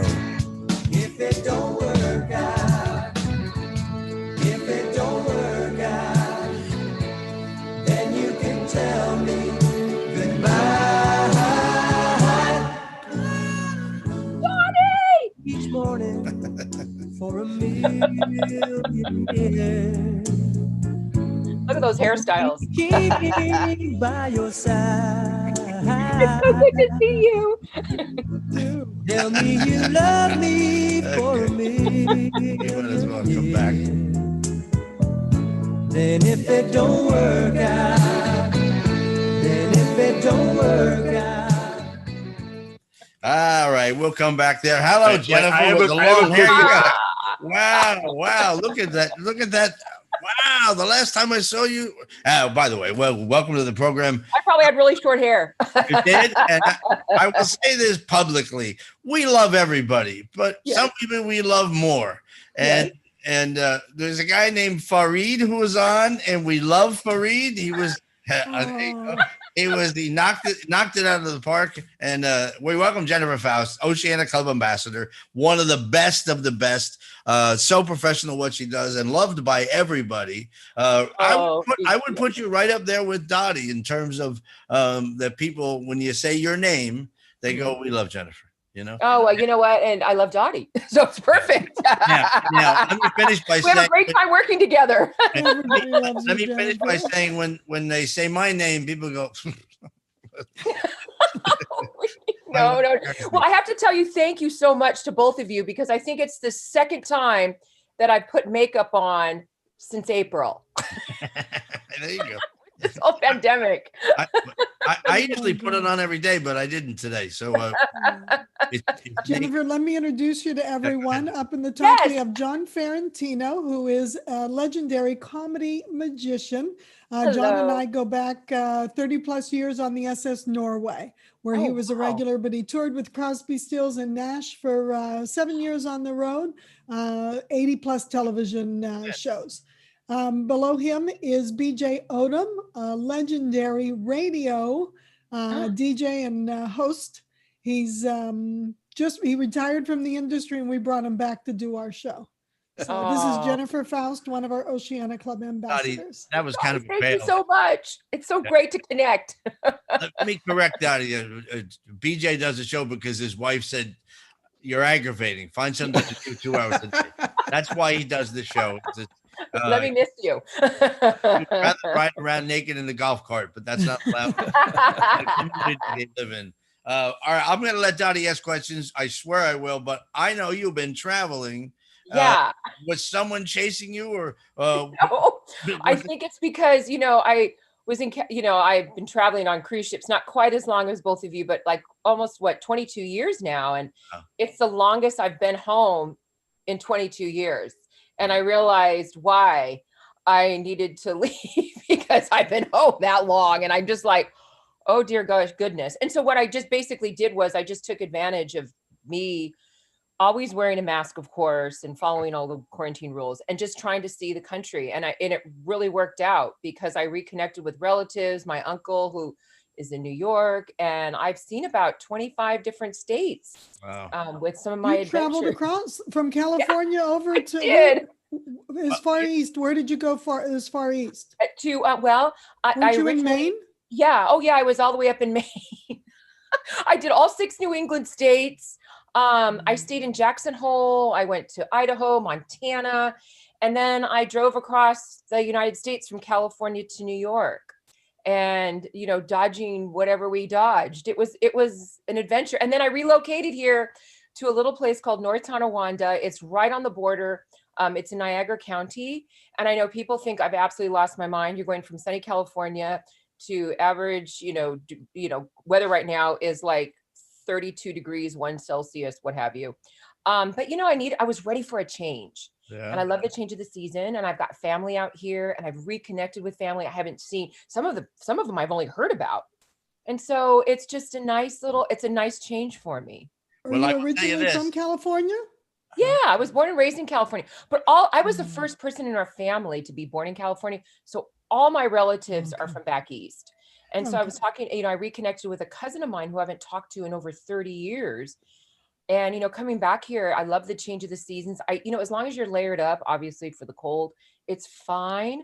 And I'm really kind of enjoying just the change. I'm closer to Europe. I'm, closer to Miami if need be. And I'm really enjoying it. I know one thing. We don't. BJ is the voice of Best at Sea Radio, does all of our liners, all of our intros. And when we do the opening of the show and we announce that you were on the show, we don't put where you're from, because it would have been a problem. Because where did you move to? I moved to New York. No, but what's the town? North Tonawanda. Yeah, that sounds like a song. I know. And with us today from North Tonawanda, what is? I know. I'm like, no. It's like, that was an Indian tribe, right? The Tonawanda Indians. It was. Yeah, there's Tonawanda, North Tonawanda, and it's just my family's from this region, and they're all over the place. So that's the reason why. And I'm in this cute little studio that I've decorated, and it's a lot of fun, and it just feels nice, but boy, once the floodgates opens for me to go back to work, I will be on a ship as soon as possible. I paid attention to Dottie's 11 a.m. update. And, if you close your eyes, and think about this, restarting in Europe, we're already in February. All right. And the way things are going, why bother with the Caribbean at this point? Yes. I mean, April, it'll be April. And in April, it starts to warm up in Europe, and no repos, just a flight over there and get on a ship. And who would have thought it would take a year more? But they did, because that's why they went out and got 18 months worth of money. But they figured it out. But I'm originally from New York, so wait till February and you'll see how cute this little change of temperature is. I know everyone. That's why we're all in Florida now. I know. It'll be like layers and layers and layers. Oh, yeah. Down here, I get liquored up. I don't get layered up. Hot as hell, I'll have a drink. The hell with Although it has been cold the last couple of nights. Yeah, it's been really cold. The last couple of nights. Ooh. Yeah. Oh, nice. And you have to see people in Florida when it gets like this. Oh, I know. Full on down jackets, earmuffs, gloves, boots, I'm walking in a pair of shorts and a t-shirt, and they're out. They've got hoodies tied under their chin to keep the air from going in. Boots, gloves, and I'm looking at them. They're looking at me. I'm like, okay, who lives in Florida? It's hysterical. It's really funny when you see it. No, because we don't have any blood. Isn't that what they say? When you move, it's so thinned out, I'm sure. Thins down. It thins out. Yeah. BJ, but by the way, BJ, I like talking about this. He is a heart transplant and a kidney transplant survivor. And oh my gosh, he's a walking miracle. I got more parts of the chicken McNugget. Hold on a minute. I don't have a rim shot ready. You're faking me out again. Anyway, so I know we can't say anything about anything because we don't know anything, but no one sent you a ticket to Europe yet, huh? No, unfortunately not. I was, hoping every time I get the mail. No, I've been in communication, with my boss, Pierre, of course. And, and we're just trying to be as optimistic and as positive as possible. I think that in some cases, I think because of everything being so unpredictable, you come up with these ideas and they sound perfect on paper, and then all of a sudden, life happens and you're like, ugh. Well, again, Dottie ran a story a couple of days ago of the Royal Caribbean ship that was in Singapore. Yes, I know. And the lady tested positive, and she was 88 years old, so she should have been locked off the ship anyway. It goes on a cruise. Anyway, she tests positive, right? And the next they shut down the cruise. The next day, she's negative. So Yeah, it was a false alarm. Yeah, I just had, you know what, that just happened to a good friend of mine's husband. He tested positive, and then next thing you know, it was a false positive. Yeah. And so it's, you know, but I've had, fortunately, I have not had the, virus. I know family and friends who have had it. And fortunately, all of them have been, some of them have had it really bad, but they've all recouped after it. So, but yeah, that's the thing is that the testing. John's Italian, and his aunt is what, 88? Right. 88. She beat it. No problem. Good for her. Yeah. My 21-year-old nephew had it, and he lost his sense of taste and smell for a couple of weeks, and that was it. He was fine. Oh, good. It's crazy right now, but John follows it more than I do. I guess the cold weather has everybody's indoors now, and maybe that's part of the reason. It probably has some of the reasons. Yeah. Yeah. So Jennifer, were you out on the ship whenever this whole thing started? Oh, yes. I was actually part of the Around the World cruise, which was really interesting. On the Insignia. Yeah, I was on the Insignia, and I had just joined in South America. And it was actually before the virus even hit South America. So I think for some reason, obviously hindsight's, 2020, we didn't know all this, but I think we were kind of thinking that, okay, we're going to dodge all the bullets because we're in South America. At that time, there were no cases at all. And so I joined, and I was on board with guests for one cruise, which is about 2.5, 3 weeks. And then by then it started obviously trickling down. And then I was on board for a month at sea, give or take. And I was really lucky because I was originally told when we came into Florida, we went to multiple ports in Florida, and they weren't going to allow me off the ship. And I said, hey, I'm an American. And they said, hey, we don't care. That whole thing. And then it was so weird. It was like one of those things from a movie where I was sitting with some colleagues, and I was sitting actually having dinner or having lunch. And then all of a sudden, boing, boing, boing. Well, Jennifer Faust, Oceanic Club Ambassador, please report to the crew office immediately. And I was like, uh-oh. Ran downstairs, and the crew purser said, you're out of here. And it was crazy. Wow. I had my stuff packed thinking, but I really, I threw stuff together, they put on this like diaper on me. They put gloves on me and literally pushed me off the ship. They sprayed down my luggage. It was like, what? This was Miami? In Miami? No, this was actually, where was it? Tampa. Tampa. It was in Tampa. Wow. And I was the only one off, except they were charting a group. I think they were charting a group of Indonesian crew. And then I was out there by myself, and I finally went up to the port agent. I said, I just got off the ship. I don't know how to get to the airport. I have a ticket. 3 of the tickets they had sent me had all canceled. And I said, well, what happens if it cancels again? And she said, just come back and we'll let you on, but then you have to be quarantined for 14 days. I'm like, okay. Yeah, I tell you what, if I'm you and they let me off the ship, I keep my head down, find a cab, and get the hell out of Dodge. Well, yeah. I tell the story every time. Andy and Tammy Heath, they got off the ship and were driven by 2 Russians in a van for 36 hours to get home to Kansas. And when they got to California, the Russians had to take a picture of them in their front door with the timestamp, so the government knew exactly that they didn't stop anywhere along the way. That's exactly how long it would take to get from California to Kansas. And the Russians were like, "We've never been to Kansas." They were pretty excited. It's actually Act 1 in a movie when you think about it, the whole mess. So and I tell this story all the time. Hansen, Captain Hansen. Oh God, of course. He's on MSC. He's fed up. He makes a deal with MSC. He splits the cost of a private jet, and they take him off the ship in a car, take him to an airfield. He gets in a private jet and he gets the hell out of there. Just him, a 10-seater private jet. I'll see you later. And he takes off. That does not surprise me. With Captain Hansen. Dottie, did you see? He just posted a picture on Facebook. He's refinishing furniture. He was varnishing something. In Isla Morada. He's down in like he should know how to do that. Where's he at? He's down in Key West at Isla Morada. We're talking about Captain Meinhard Hansen, our buddy. Oh my gosh. He's one of a kind. Well, he was at Trump in Nassau, Trump Hotel or Trump Resort in Nassau. But he was in the Bahamas for a little while. I think we should have thought about what you did, Jennifer. You know how many people over the years have said, come and visit. John, that's happened to you. When people on the ship meet you, they go, come here, here's where we live. If you're ever near, let us know. If we would have gotten all those cards and notes together, Dottie, and just got in the car and called, we'll be there tomorrow. What? No, not now. As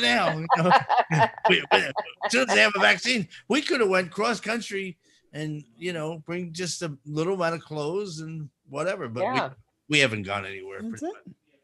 Yeah. We all. I know it was kind of crazy. It was interesting because when we were driving, my uncle and I were driving across the country, you could really see the differences, how certain states, I don't want to say their attitude, but how they were taking the pandemic. And there were certain places we were like, okay, we're not going to stay here because there was no social distancing, no mask wearing. And, and I just said, we both agreed. We just want to stay safe and we want, I'm with you. So, I don't understand anybody that doesn't. I don't care whether you question it. I don't care whether you don't believe the science. I just figure it's a little thing to do to protect you and the other person. Just shut up and do it. And we've been on ships for so long. We're aware of how a little people wash their hands. And now, at least when we go, and this new air filtration system, we run an NCL story every day, and I tell the people bluntly, you know why, don't you? Yeah, shut up. We're going to run it every day. And if you don't like it, that's it. So this air filtration system, we were just talking about it, that's going on the ships for not just coronavirus, but for norovirus. And everything. These ships we're going to have the cleanest ships on the seas. Yeah, absolutely. And I'm not blowing smoke, as we say in Jersey. No. They're really, I think probably it worries me because there's probably not any money for guest entertainers now because we have new air filtration systems. And the people who go, there's no show tonight. Shut up. You're breathing good air. Keep moving. Yeah. Oh, no. The dancers again. Be quiet. Are you all right? Have you been to the doctor yet? Shut up. We have people every cruise. They run up $2,000 at the medical center because they, whatever. I know the medical staff might be crying. There won't be a ghost. What about Jennifer's job for the layman is basically two things. One, babysit our repeaters. And two, take the new ones and make sure they become repeaters when people are interested in other cruise. And Jennifer does a tremendous job. Offers people suggestions, places to go. She doesn't go, here's your brochures. Call me when you want to do something, because people are curious about everything. Yeah. So I want to know, of all the places you've been around the world, when you have someone sitting across from you at the desk and they've only been on a 7-day cruise in the Caribbean, right? Now they want to go somewhere. What do you tell them first? Well, I would always recommend, are they interested in Europe? Because Europe is probably kind of like that transition. You go to the Caribbean, you go to Europe, and then if you've been to Europe, hey, let's try the Baltic. If you enjoyed, Europe, whether the Mediterranean, Eastern, Western, hey, let's go up north to the Baltic, because as we all know, the Baltic region is gorgeous. It is. And if you still kind of are in that vein, let's do something really. Now let's really up the ante and maybe do Norway and do that whole region up there, which is great. And then I think once guests think they want to start to branch out. Because my favorite place to cruise is going to be in Asia. I love Asia. And there's so many things to do, whether you go into, let's say, Japan, which is probably my favorite place to visit, or Southeast Asia. And then I would say, and then eventually going down to South America, but I think. Where do you put the South Pacific? I love the South Pacific. The problem is, the only thing I have to say that I get anytime guests get a little begrudging about the South Pacific is because of a lot of times the sea days, if you're going to sail over there or you're there or getting there. But the South Pacific, I have to ask them, do they like sun? Because some guests, if the guests are into the Caribbean, hey, head west as far as you can, and let's go to the Caribbean. And then if guests aren't into the sun, then, but when we get them a dinner, first cruise, second cruise, believe it or not, we get first time cruisers on Oceania. If that's their first. And I laugh. I go, you're never going to go anywhere else. Don't disappoint yourself and go try that one because it's cheaper. But then they say, we want to go to Bora Bora. We want to go to the South Pacific. And I go, stop it. I mean, have you been to the Baltics? Have you been to the Med? Have you been to the Amalfi? And what about Asia? Even Alaska? But in South Pacific is great if you snorkel or scuba. And Dottie always kicks me under the table. Just don't disappoint. No, I can't imagine why she would do that, Tom. Oh, no. For the people watching now, you know why I get excited when I talk about Jennifer, because that's what you do when people come in, or it's the opposite. What about the people that already have done 45 cruises and they come in, they go, where do we go now? And that, you know what? And I will tell you, with Oceania Cruises, that does happen. Sure. Yeah. That does happen. I would say, the place that I recommend that a lot of people haven't gone, but it's starting to become more popular, is maybe the Amazon, or we'll have a brand new itinerary with brand new ports in a region maybe they've already been to, but hey, these are 3 brand new ports that cruise ships have never gone to. What do you think about this? And then, funny, Tom, you should say that, but there's some guests that like to do the same itinerary over and over again. Well, it's a joke of my act. Oceania has won awards for going places that no other cruise line goes to. And when you get Tom could never have your job. Tom could never have your job. This would be Tom. This is Tom.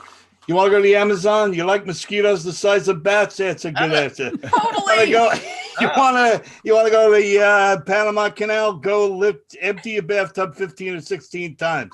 You like cold? Go to the Arctic. I stay inside. You never leave their zip code. The South Pacific is the only place that I put the kibosh on. Unless you've been everywhere in the world, don't bother, because there's so many other great places to go. And even the Amazon. The water is very blue. I don't like the Amazon personally, but I will tell you that every guest that goes there loves the Amazon. Yeah. And I'll never forget watching, guests are just, I'm not going to say the word, but they think because they're on a cruise, they're invincible and everything's going to be perfect.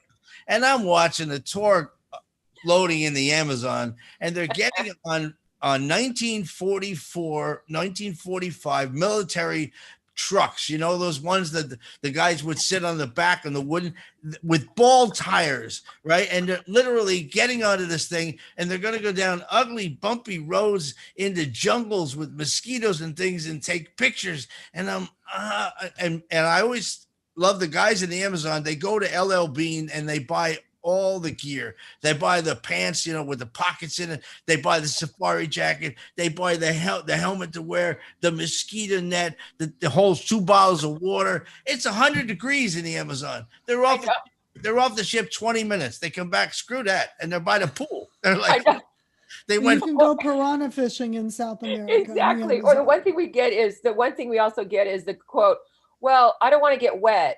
And I say, well, it's a rainforest.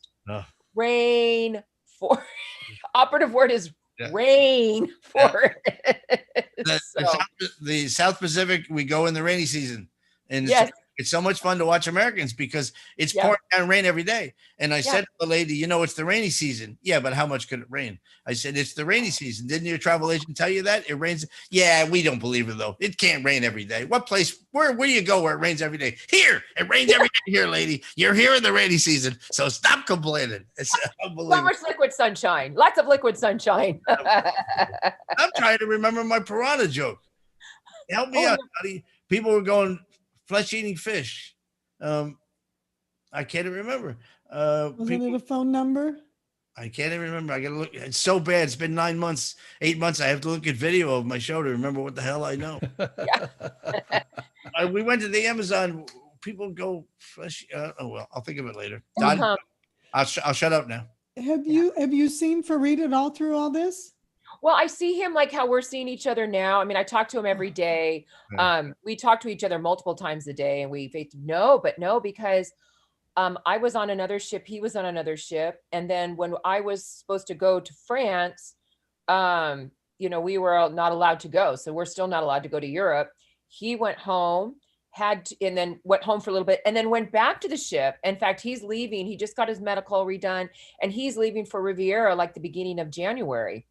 And I said to him, with the you know, with unfortunately with our country's numbers and blah blah blah blah, that the risk of him coming out here, and if God forbid he does get sick, I just didn't want that on. And I can't even go to France. Even if I wanted to go to France, I can't even go to France. Well, So- maybe when they hit the reset button, they could figure the schedules out now where they might put both of you people together, because you're both what I would consider the A team, and pairs should be able to get with the other pair. And the two pairs could figure something out once and for all. Do we have a wedding date set? What's that now? Do we have a wedding date set? Nothing has been set yet. Yeah. But you know what? We've talked about it. And I think, you know, I think it's one of those things where we just want to get back to work and we can go from there. Yeah. Well, you're going to marry a good cook, though. That's a good deal. Never Yeah, had- that's nice. He's He told cooking us for he you was every actually single cooking. day. He was I actually, he told us he was actually back in the kitchen cooking. Yes, every day he's sending me pictures of all the different things that he's baking and cooking. And he's really doing a lot of baking, which is, I was really surprised because he enjoys baking, but he's doing a lot of that. You know, and he has his son. And so his son and him are cooking together. His son now was thinking about becoming, you know, a pastry chef. And so every day he's cooking something, which is, you know, I've already asked him can you please send me a couple of those portions of what you're cooking? It looks really good. Yeah. Well, we're you know what? It always happens. We're out of time. And I'm not sure we even asked many questions, but we talked about a lot of things. And BJ, do you have any questions about cruising?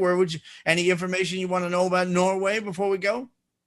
No, they don't cruise like down south, do they? And then I might be able to talk to them. BJ's from Indiana, and his whole career was in radio. A couple of cruises, but he's not one of our. Not one of the ship people like us. Well, no, he was Ship home with a P. Ship. I'm a land turtle. Yeah, he went home. He had a life. He had a life at home. It's unusual. Come on over to the other side eventually. I really, in all honesty, what I think keeps me away is due to the fact that I do have health issues, and if anything would ever happen and I would be out there, I would just go. I'm with you. No, Yeah. I would. Yeah, actually, BJ lives in a villa right on the hospital property. It's right there. Yeah, Well, come on, Oceana, because we're gonna have the best, cleanest air in the world. I'll have to. Here. And I've been saying for a while they love branding. They need to make a deal with the Mayo Clinic or the Cleveland Clinic or a major hospital chain, and that's who should operate the medical centers. So when people get on board, there's a name that, and again, they could pick one in England, but whatever. But the name they all go, oh yeah, the doctors are from such and such. But I keep waiting for Frank Del Rio to reach out to me, and not one word. It's really amazing. So I'm full of great ideas for me and FDR, but I guess he's a little busy trying to keep the company afloat. In 9 months, he hasn't called you. Not a bit, not a peep, not an email. What can you do? All right. Well, you look great, and I'm glad you're healthy, and you went around the country, and you didn't get COVID, and you can't get COVID FaceTiming with a Frenchman, I don't think. No. The only thing I miss, Jennifer, is the flower. I know. And you know, I know I was going to I was like, I've got to wear my flower. I've got to wear my name badge. Oh, I left everything in California. I was very limited on space that I could, because we drove across, you know, the country. So hopefully when we're called back, I'm going to fly back to California, redo my medical, all my cruise ship clothes, my big flowers, the bag that you gave me years ago, Dottie, I still travel with it to this day. My bag of flowers. You gave me this little decorative bag, and it is wonderful because my flowers all fit in this bag, and I always have it packed and ready to go. I remember that. That was Christmas. Yep. That was Christmas. Oh my gosh. I do remember that. Do you and I have to tell you, Dottie, the dishcloth that you dishcloth? Yes, it's in my sink right now. Very good. Jennifer sent me one of the first dealer masks I had too. If you don't have anywhere to go, I'm about to hit a button and let Sandy Cares in, and Sandy is going to quiz us about something, and we don't know. Okay, good. Stick around then. Sandy, because we don't know anything, she asked. And Sandy's working without a green screen because she was nice enough to say she could join us today. We had a fallout. So, Sandy, you happen to know Jennifer Faust, I believe. Jen, how are you? There you go. All right, we're gonna go now. You two talk.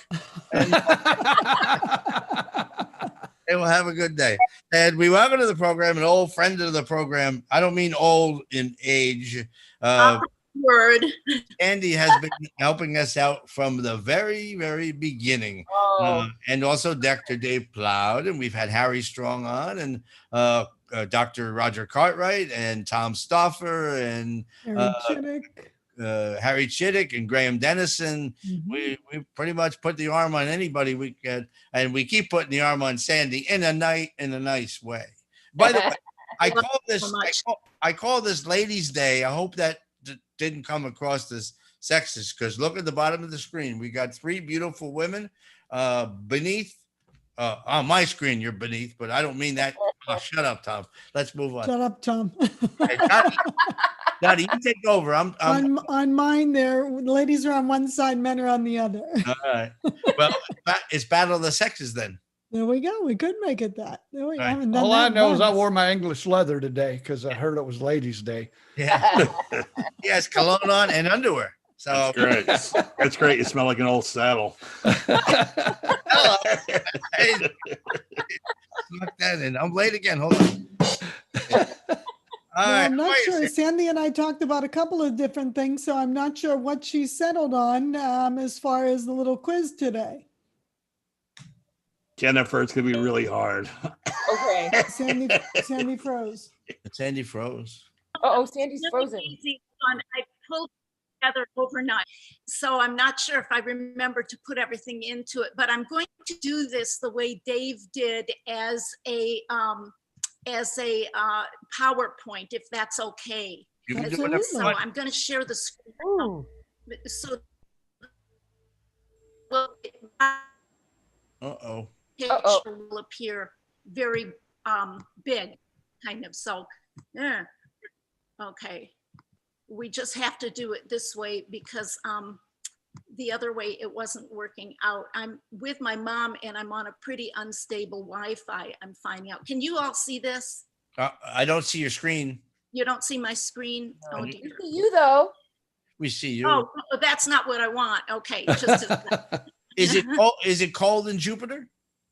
No, I'm not in Jupiter. I'm in Michigan right now. Still up in Michigan. Oh. Yeah. It's quite cold there. I thought your mom was in Jupiter.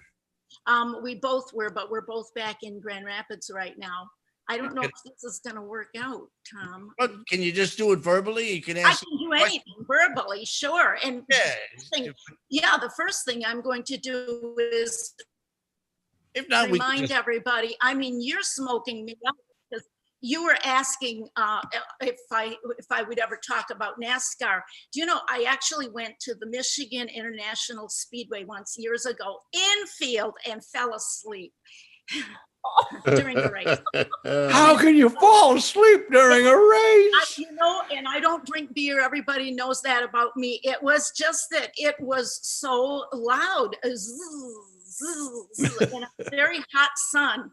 And I'm going to try once more, see if I can. If not, you know what? We have a nice group here. We can just talk about anything. All right.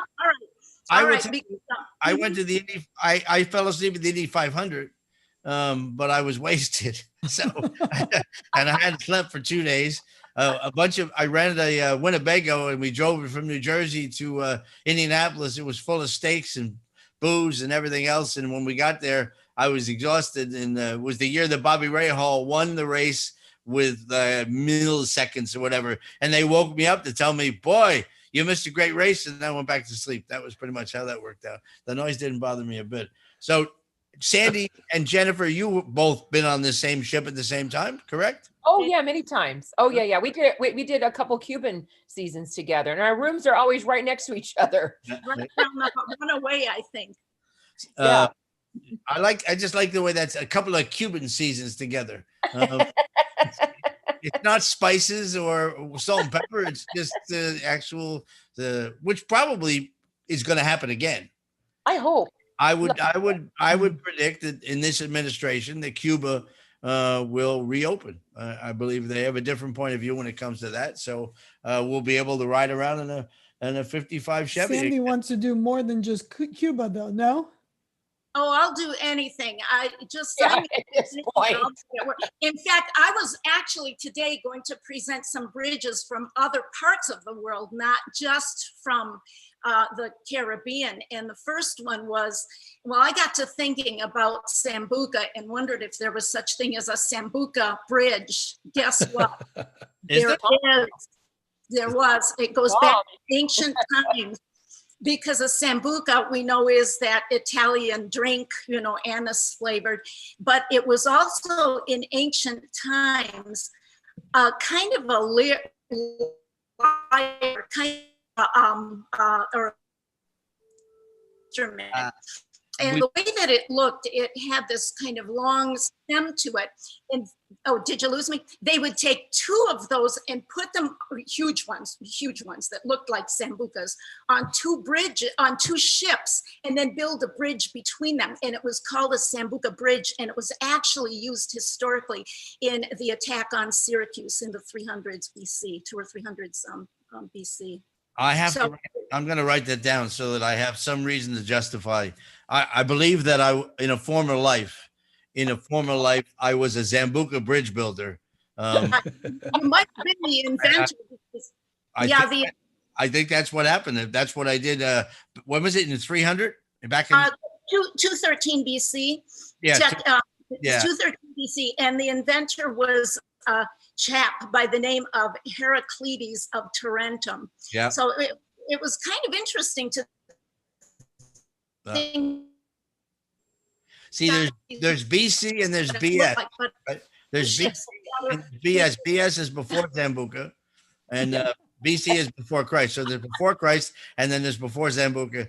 And then I didn't know there's such a thing as a Sambuca bridge. By the way, I will tell you, Sandy, that there's just milk in this. There's no Sambuca. Bummer. Well, what happened, Jennifer, is that we got a feeling that it might be restarting, and the suits don't fit, and so the wine and the Sambuca had to get sharply curtailed. But now, I'm thinking I'll be the last to go probably. So I might as well have some Sambuca. I'll have it later, and then I'll build a bridge. So a Sambuca bridge, pretty cool. Let's go on to another bridge if you can use your imagination. And a lot of you have been to this particular bridge because it swings wide open. And it's in one of the deep southern Caribbean islands. And it connects two parts that are just wonderful to explore. Oh, I see hands up. So what are we talking about? No, I'm scratching the top of my head. On three. 1, 2, 3. Curacao. John knows this. He's just looking up Sambuca Bridge because he thinks it's a bail. Nah. He thinks you made it up. So now I got a text from Dottie. I was trying to figure it out. Yeah, I actually have pictures from my most recent trip there, which was in about February or March, this year. And the one thing that I love about it, and I try to convey this to the guests on the ship, is when you get off of the ship, you do a little wiggle waggle, you walk down, through the guest area and so forth. And then you find your way at this bridge, and sometimes it's open. So you just have to wait until the whistles blow and the alarms go off, and then it closes to connect. And it's a pedestrian only bridge. And when it was built, they used to not charge a toll. They charged a toll for everybody unless you were poor enough not to afford shoes. Then you got free. So the people, the Dutch people, of course, they're thrifty. They're known for that. And they took their shoes off so that they could go through without paying the toll. Now, of course, it's free and it's a lot of fun. They call it the Swinging Old Lady because it is the Queen Emma Bridge, named for one of the Dutch queens, because, of course, it's a Dutch former colony. And the other part about that is that people don't wait for the bridge to completely connect. It's about 2/3 of the way over. That's good enough. And they climb under the bar and they start walking anyway, because they go there 5 times a day so they can time when they wouldn't fall into the water. I think we covered this one of the quizzes. Why do they paint all their houses and buildings different colors? Is there a reason why Curacao is so colorful? There used to be in these islands a sort of myth that people would paint their house according to the kind of a livelihood that they had. This was something that was kind of bandied around, for example, in Bermuda, but it probably isn't all that true, where, you know, if you had a greenhouse, it meant you made your living as a fisherman, or if you had a blue house, you had made your living as a, you know, something else. And what about the red house? The red house, and it's funny because it's funny you say, oh, well, Yeah, anyway, never mind.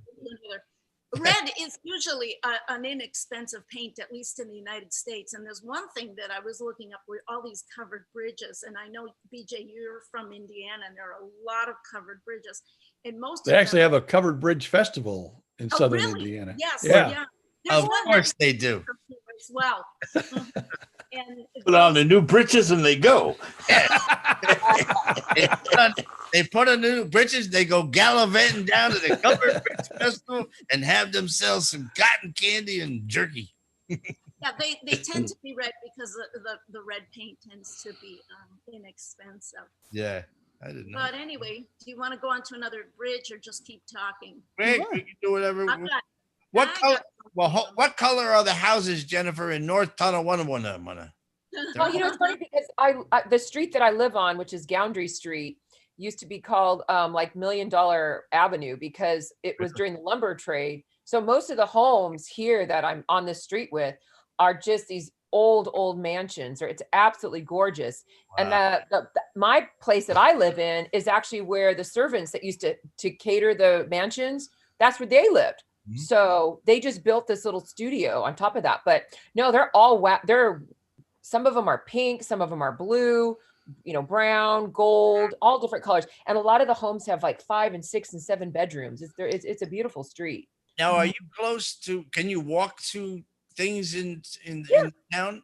Oh, yeah. There's a little, there's a little Main Street area that's maybe like a half a mile, if that, like down the street. I mean, but it has, you know, about 20 minutes outside where I live, has all your normal services and stuff. I mean, they have a Trader Joe's, they have, you know, a Whole Paycheck, they have a Target, they have, you know, really anything you need. It's just not here in the downtown area. Taco Bell, they have a Taco Bell?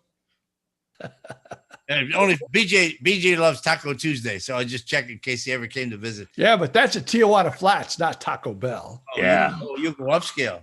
Pardon me. Upscale my tacos. The $4.95 includes a drink.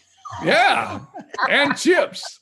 So Michigan Cares. Why would you? I know it had to do with the sale of your house, but why would you be in the holidays? You're in Michigan for the holidays. It's cold, isn't it? Right, you're talking to me. I live here. I have a house here in Michigan that I just sold last week. Okay. And and I mean, I closed on it, and since I got back in, and I'm at Mom's house. Her house is a mile away from where mine was, so I'll be here until I, you know, reposition. Oh, weren't you in Mom's house in Jupiter? Yeah. Okay. That's why she's got a house. But Right. so she decided to go to Michigan in the winter. We came up in September. We had been down in Jupiter for 6 months, and I had to, I had doctor's appointments and other things. So I came back up and she came with me, but she'll be heading back down again, but I'll probably be heading down to move officially to Miami. So it's been a couple months of lugging boxes and packing and all this kind of thing. And I've got 1,000 books at least that have to go with me. So I like to think I'm a light chapter, but I'm not. Yeah, you see, BJ hasn't made. BJ has read 3 books in his life, so when he moves, it's really the library is quite. He puts it in the bag and off they go. 0 books. Kind of an inside joke. All right. Well, I wasn't prying into your personal affairs, but I'm just curious why anybody would head to cold weather. It's cold here. It was 30 and ironically, it's really warm right now. I'm looking out on the lake, and it is very, very warm out here. Probably heading into the high 40s or 50s, which is incredible for this time of year. Usually we're up. Yeah, the same weather we have. Yeah, it's cold. Is it snowing in North Tonawanda? No, it did last week, and we're expected to snow next week or maybe this weekend. But no, it's fine. But I mean, it's the sun's out, but it's still very cold. It's still very, very cold. Do you ski? I used to ski, but I haven't skied in a while, only because of working on ships and God forbid any injuries. But yeah, that's the one thing I stopped skiing. You have to be careful there. It'll be a good time to start again. Yeah, definitely. It's the time to do it. You missed 6 months. True. Well, Sandy, do you have another question that we can try to get? I've got tons of them. I've got so many here, and I wish I could share these pictures with you, but it's okay. There's a tiny, smallest drawbridge in the world in one of these islands. And this little drawbridge is actually called a movable bridge. It's made out of stone, and it goes back to the first parliament of this place, 1620. Of course, it's been rebuilt a little bit, but most of the original stonework is in it.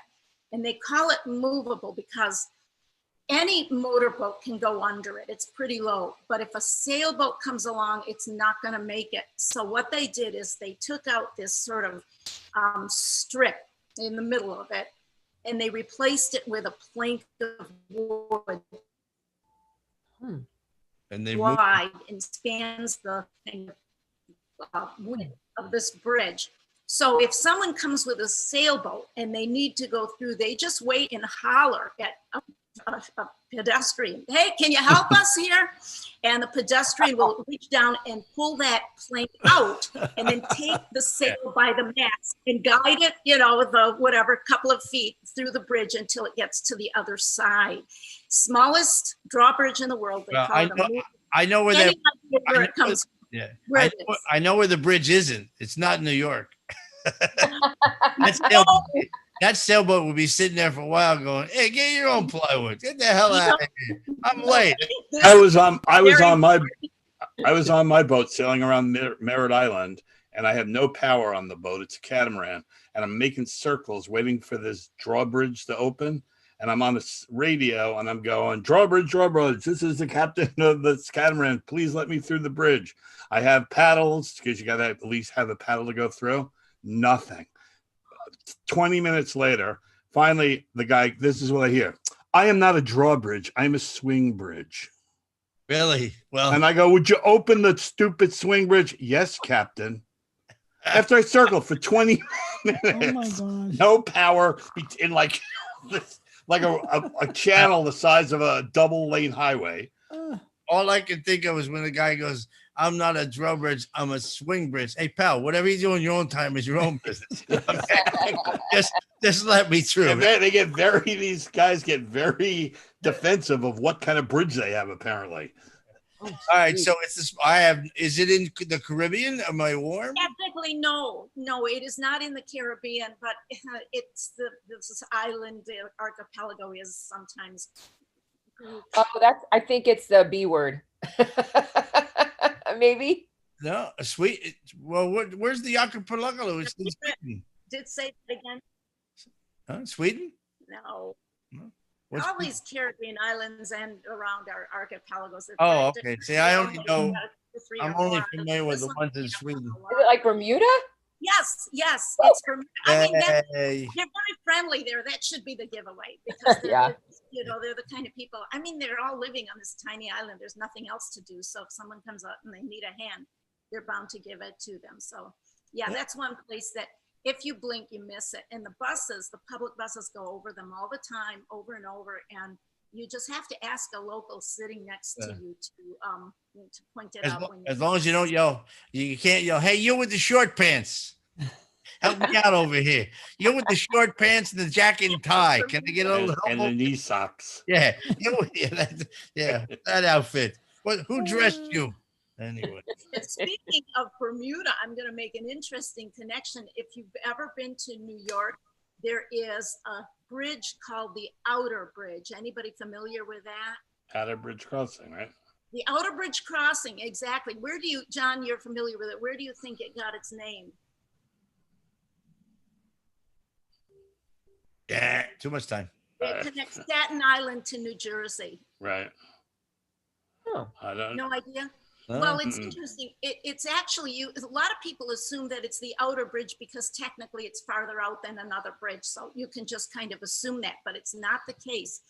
It's actually connected to Bermuda in a very interesting way.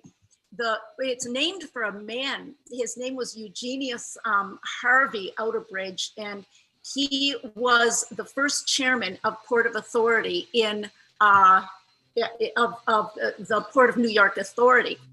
He was connected to a family in Bermuda by the name of Outerbridge, and his actual sister, Mary Outerbridge, was the person who introduced lawn tennis to the United States from Bermuda.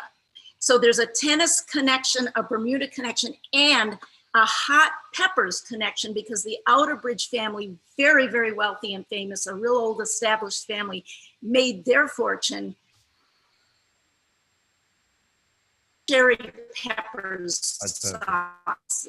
Jennifer, I know you know about that. When you go to Bermuda, you tell me. Yeah. It's one of their local favorites there, and they like to put it in the fish chowder. But that's an interesting connection between Bermuda and this bridge in New York. Yeah, and it was also how you didn't have to pay for the Verrazano Bridge toll. Oh, it was free. It was a free bridge. I got a question, Sandy. Are you disqualified from playing trivia on the ship? Can you play trivia? I don't, and I don't because I. Yeah, you seem to know a lot. I don't think of things out of context, but it's all in context. What I do. Yeah. No. Oh God. All right. You're more than welcome to play my trivia. Jennifer's Why are we on Jeopardy? Yeah, in one day, she forgets more than BJ ever knew.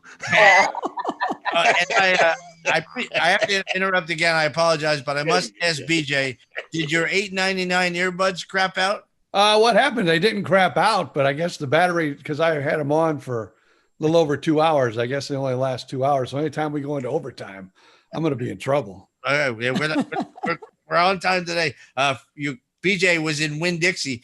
BJ had a pair of earbuds on this morning, and those are expensive. No. He found a Winn-Dixie for $8.99. Winn-Dixie.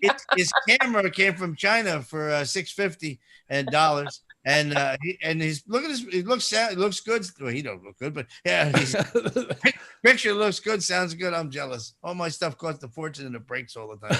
So anyway, I'm just talking nonsense, but that's okay. It's a nonsense Thursday. So you're gonna stick in Michigan for how long, Sandy? I'm just making plans to kind of go down and check things out in Miami. I'm kind of like everybody else, waiting to see when the ships are actually going to sail. But now they're saying Europe, so maybe you want to look at something in Venice. Never know. I'll go wherever they send me. I'll make it work. That's the latest story Dottie had this morning, that they might restart in Europe, because as it keeps getting delayed, when are the repos normally, Jen? They're usually in April. Yeah, in April. Yeah. April, May. But that was Norwegian, Tom. The two ships, there's two ships in Montenegro awaiting further information. Yeah, but there's two NCL ships that are out in the Southeast. One's in Southeast Asia waiting to bring crew over to the ships. And we may have some Oceania and Regent crew on those ships as well. So Oceania usually does it's April-ish when we did our Riviera crossing for the Mediterranean season. We were supposed to join Serena in Dublin on September 21st. And then bring her back over. And I would, would have been Dublin again. We were planning on staying at a castle, because I've always wanted to stay in a castle. And we had tentatively made plans to pick a castle out in Dublin, stay for a couple days, get on the ship. But have you ever done that? Anybody? Jennifer, Sandy, you ever stayed in a castle? Drafty, isn't it? Drafty. No, I don't think I've ever have, actually. Yeah, I think it would be a little drafty. Everything I think of Dublin, I think you, me, and Dottie had the worst corned beef we've ever eaten in our life in that pub. Yeah, well, they're not doing. Do you remember that? We went in there where they had corned beef and cabbage. We were like, "Oh, great!" And it tasted like it was cooked in formaldehyde. I don't know. don't remember in 25 years on Chips ever having an Irish executive chef. Probably not. No. I actually stayed in Dublin for 5 days before I was meeting Farid on a ship, and I was coming on board as a guest. And I had a delightful time, but it was, but I didn't stay in a castle. But it was a good time. Yeah. I mean, Dublin's a great city. Oh, it's a great city. Yeah. That's a great setup for the story. I didn't stay in the castle, but my hotel was real drafty. I mean, the breeze was coming through the wall. What the hell is going on? Maybe the castle would be better because it's concrete or cement or whatever. I'm having trouble with my earbuds. Well, you probably know the story of this show. This started back in May because BJ's son is very successful at internet radio, and I said to myself, how hard can it be?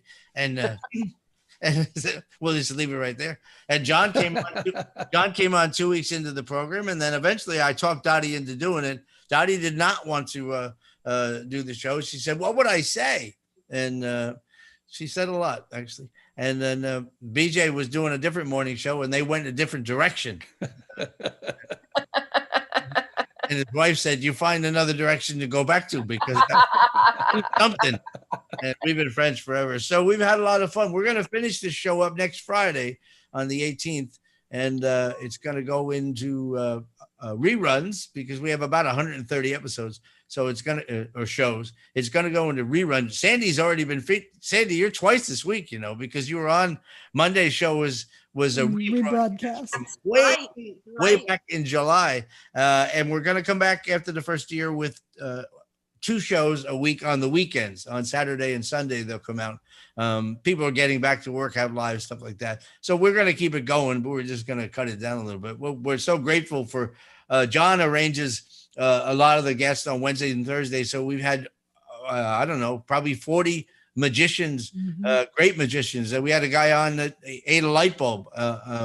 You don't see that. This show, for real. Ate, not a trick. Ate a light bulb. Took it out of his lamp and ate it. Yeah, and I mean, some tremendous people have been on the show. And Richard Ambrose joined us, the senior vice president of entertainment. Oh, nice. Loads of cooks.